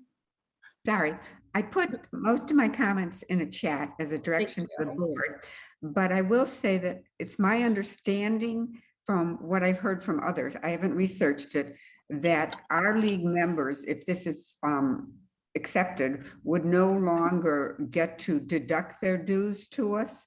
And I mean, maybe the tax code's going to change soon and you're not going to be able to deduct your 300 unless you itemize. But if you can still itemize and you get $300, the $75 that they pay for dues would help them with their taxes. And once the money is paid directly to the US League, which is not a C3, the members could no longer deduct their dues. And I just, like I said in my text, if we cede our power of the purse, we have no power. The League US will be able to do whatever it wants, whenever we want, because we can't really fight back because we have no power left. Just a note on what Margie's saying about the dues. That was one of the issues that we did bring up in one of the meetings. And they said, oh yeah, we're looking into that, because the possibility would be that our dues, if we're a C3, might go into their ed fund. But to Helene's point, my experiences with their admin abilities, as I have said to a lot of people, I don't think they can find their way out of a room with only one door. Thanks. Thank you, Margie. Thank you, Hollis. Abigail. One comment, when I was a delegate to the League of Women Voters National Convention in Houston that year, I was appalled by the percentage of the national budget that went to fundraising overhead. As a charity, we would be at that level, we would be evaluated very badly. The second point is, my understanding is that the League of Women Voters, I'm going to follow up after this discussion. Minneapolis has some alternative to the League of Women Voters, and this looks like something that would just lead to an alternative to us, because how can we do our work under the description you're talking about? I think the Chicago League does so much local stuff. The Illinois League does so much stuff. Anyway, that's it. Thank you. Set that up. Margaret. I see this as part of a long-term trend on the part of the national organization to essentially exert control. Years ago, no national position was adopted until the convention adopted it. And several years ago, I don't remember which convention, but it was an interim. And basically, between national conventions, the national board and with a meeting of state presidents adopted a position, and then it could be rescinded at the next national convention. This is they're taking it away from being a grassroots organization, and I think they will lose members. And let's face it, the League of Women Voters is the named plaintiff in lots of these voting cases, and most of that's being done pro bono. The league is asked to lend their name, and I think that they are just kicking the organization's reputation in the teeth. That's it. Thank you. Thank you, Margaret and Chris. I did go to one of the information meetings because I read the bylaws proposal itself. I personally think we should vote down the proposal as it is, partly because it gives all the power to the national board to determine when and if this is going to go into effect without coming to the membership with a plan and formulas of what they're planning to do. I do think we should keep a somewhat open mind as to the National League exploring further by putting this concept by actually first doing the work to propose a specific plan so we know what the finances would be and what more of the advantages. And I would encourage our board to talk to Becky Simon, president, or was past president, I'm not sure where she is now, of the Naperville League. She's very much in favor of it. And I think you should get a positive perspective on this, and not just negative, because I can see there are advantages to being able to join very easily. I also agree though that there's a lot of concerns with expecting the National League to provide really good administrative support. So, but I think we should be open to exploring further, not voting for the bylaw as written. Right. And I will tell you, we did have a meeting with Becky Simon. So we have talked to her a bit about this proposal as well. And she's been on, when you go on these calls, generally they present to you before they answer questions, or if you go to the Q&A sessions or what they call office hours, and then they've had specific meetings on it. So they present, and all of us who have issues with it have said there are very good ideas within it. But you look at the idea that they've spent, well, this came up in 18, and that's when they started working on it. And one of the comments was that they need to go to each one of the local leagues and state leagues to find out what our dues are. And one of the other people made a comment, well, why haven't you done that over the past 2 years? You know, you can go forward with all that stuff. And the excuse is they want to get this bylaw passed before they do any work on it. And we in the local leagues are going, we don't want to pass this bylaw until we know how it's impacting us. We're all going, we can't do our budgets if we don't know what our, you know, how much money we're going to have. Any of these questions, and it does seem, because a couple of questions that were, they want more staff in state, and that includes lobbyists. One of the comments that came out in a meeting was that US wants to put a lot of energy into the southern states. So a lot of us are going, oh, okay, well, what does that mean to us locally and our local programs and the money, if you're going to take the money? And just another note, besides the 53,000 members, our PMP payments to them are only a quarter of the US budget. The rest of it is donations. And I can tell you for a fact that a lot of those donations are people who think they're joining the league. So a lot of that aspect of it needs to be cleared up, but a lot of it can be taken care of administratively first, and then the concept. One of the people noted that they were comparing themselves in this roadmap. They compare themselves to a few other organizations. The big one that they pull out is the ACLU. The ACLU, while it has local chapters, does not have volunteers, except for the lawyers who do pro bono work. So that's not an organization you want to, you know, to say this is what we're going to model ourselves after in our change in our dues structure and any of that. The closest we came of the comparisons was the junior league. And since I don't know anything about the junior league, I can't say, you know, whether it's right or wrong. But I'd encourage people to go to the US website. And if you don't want to I have the roadmap. If you want to email me, I can email you, you know, do it as an attachment, or you can go on their sites and see it. The overview takes you through the basics of it. All right. I've got 4 more people with hands up, and we're going to call it there because it's 11:20. So Sharon. I have a longer comment in there about my experience with being a member of different leagues. And I just want to say that, like, I think the irony, I think it was so fitting for Senator Carol Moseley Brown to call us to be disciples of democracy. And that means democracy, not just in our country, but democratic principles within our own organizations.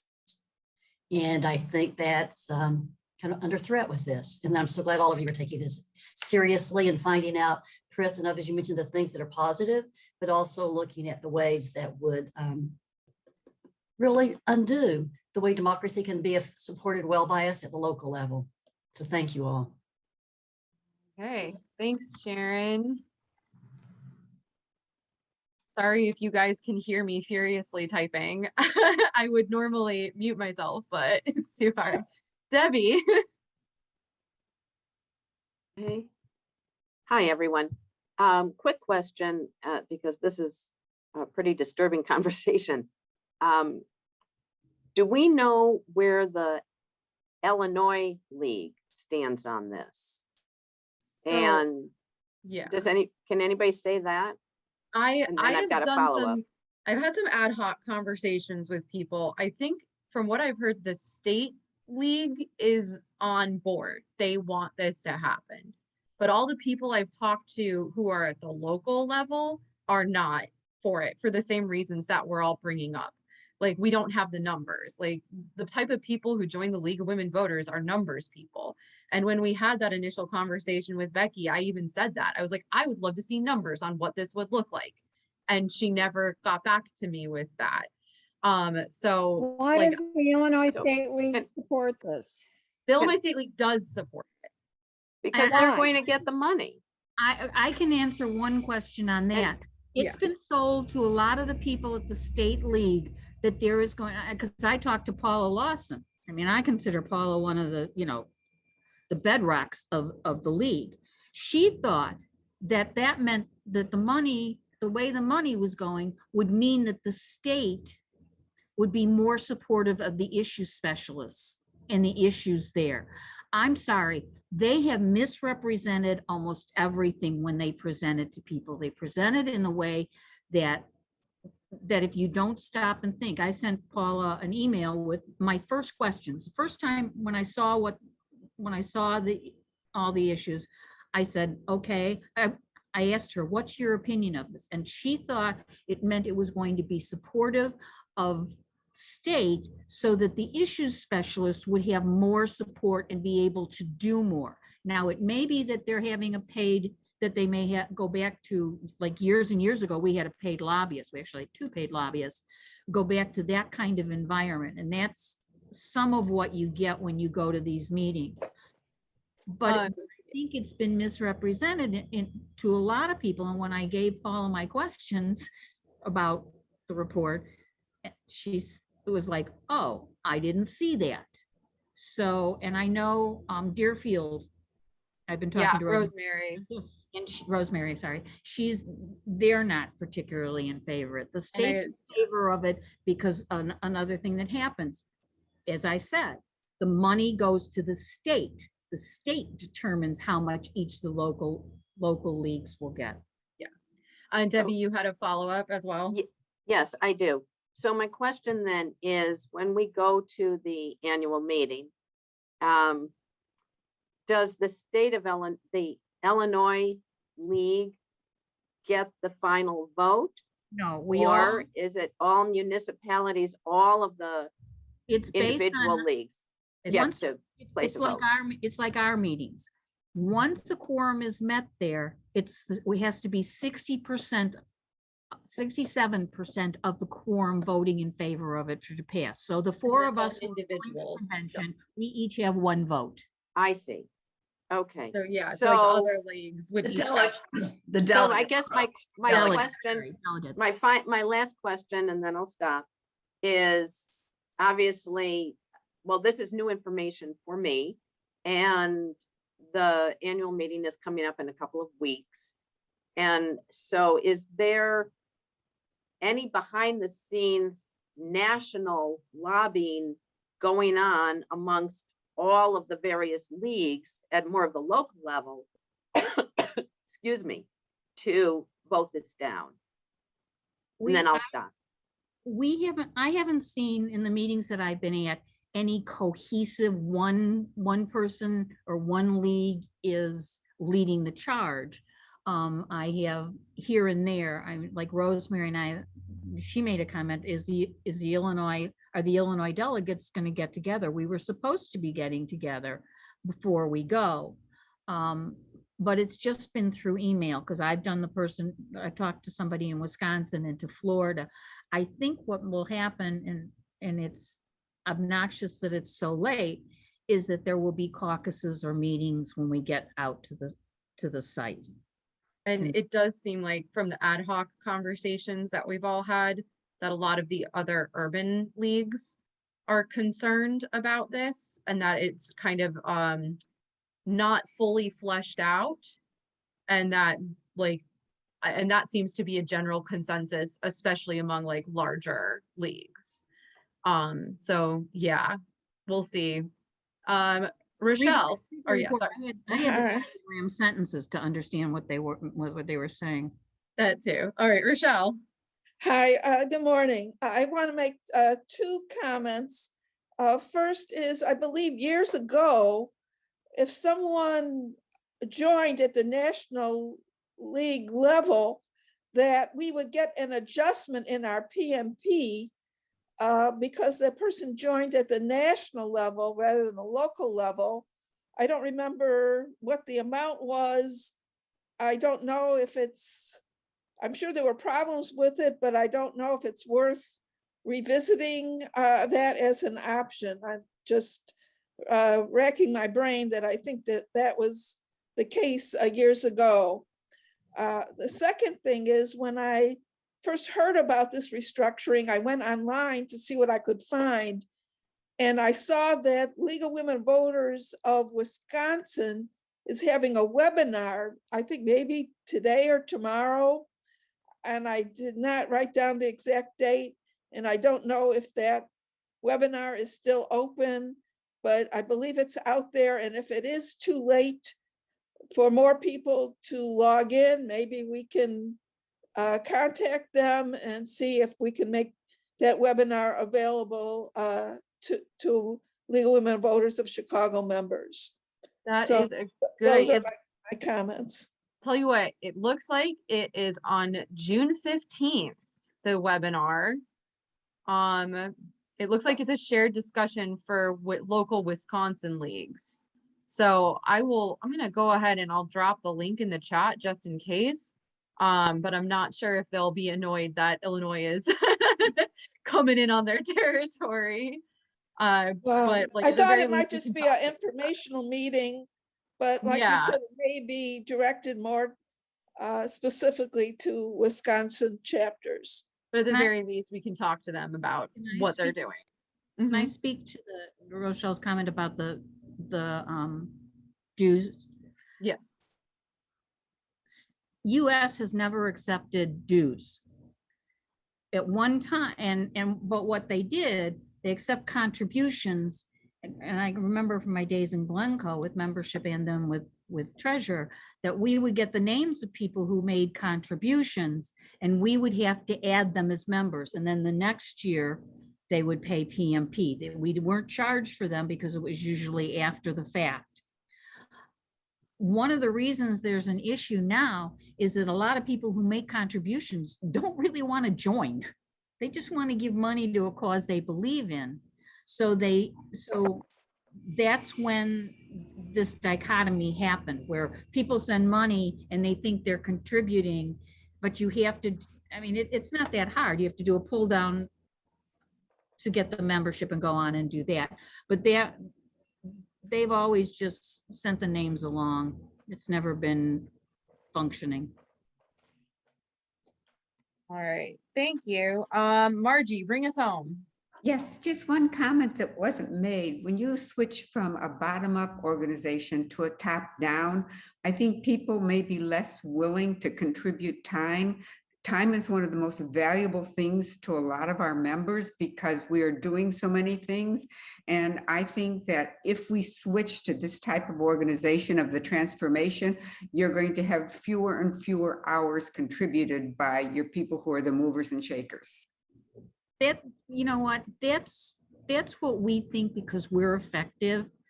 What I got out of the meetings there, when their introduction, is there are less and less people who want to volunteer to do things.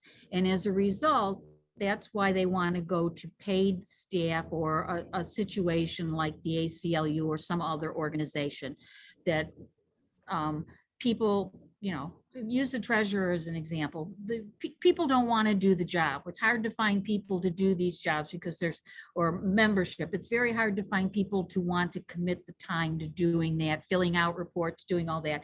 So this process that they're going through, where you have state employed, these paid people at the state level to be administrative support to the local leagues and take that all off your shoulders so you can do what you want.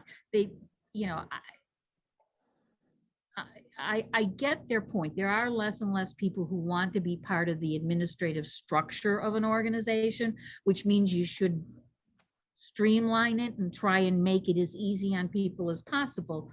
But there are too many questions about how they want to do it that would, in my mind, that would impact directly on the good work that the local leagues do. And to my mind, League of Women Voters, whether of US, of Illinois, or of anywhere, would have no reputation at all if it weren't for the local leagues. People know League because they see League in their neighborhoods. It was different in the old days when League actually ran the early debates on TV were run by League.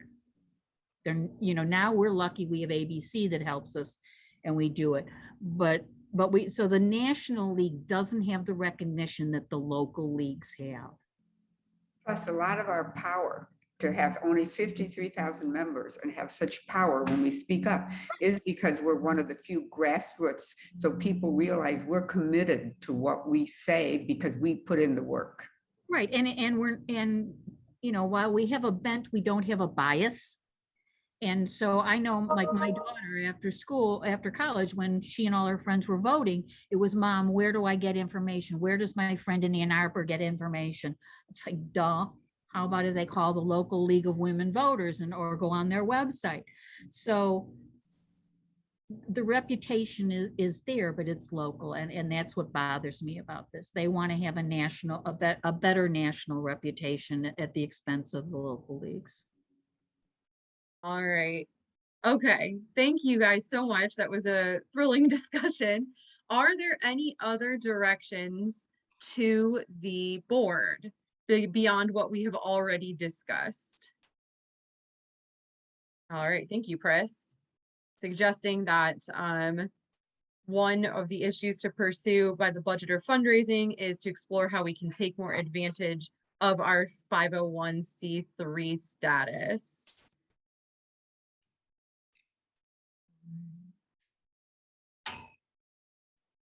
Okay. Is there anything else that people can, and I'm about to drop how to contact us in the chat. If you're on the new board, please hang out for a few minutes after we're done with this meeting. But with that, do I have a motion to adjourn? Whoa. Oh, sorry. You got one? Sorry, I have a Charlie. quick question. Yes. Part of the agenda was setting up a committee to review the minutes. I think did we do that? If so, I missed it. Oh, it's just you right now. Oh, okay, there is no reading committee? There's no reading committee. It's just you. Oh. Thank you though, Shirley. Thank you for catching that. Well, we can have one. Why don't you I just mean, I can read it. Yeah. put Helene and Why don't you and ask for on a it. couple volunteers to do it? That's easy. All right. Yeah, would anyone like to review the meeting minutes? Catherine already volunteered you, Helene, if you're willing to do it. Oh, okay. I volunteer you because I know you read it anyway. Okay. All right. So, Helene We need more. Hollis, you're waving your hand. So I'm gonna call that. Thank you guys for catching that. So is it Helene and Hollis and me? Helene, Hollis, and you. Thank you. So thank you guys so much for taking the time out of your morning.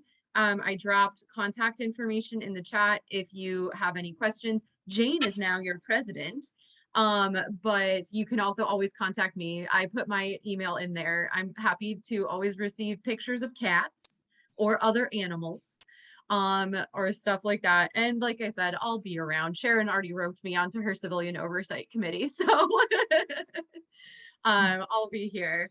So I believe I need a motion to adjourn. I move that we adjourn.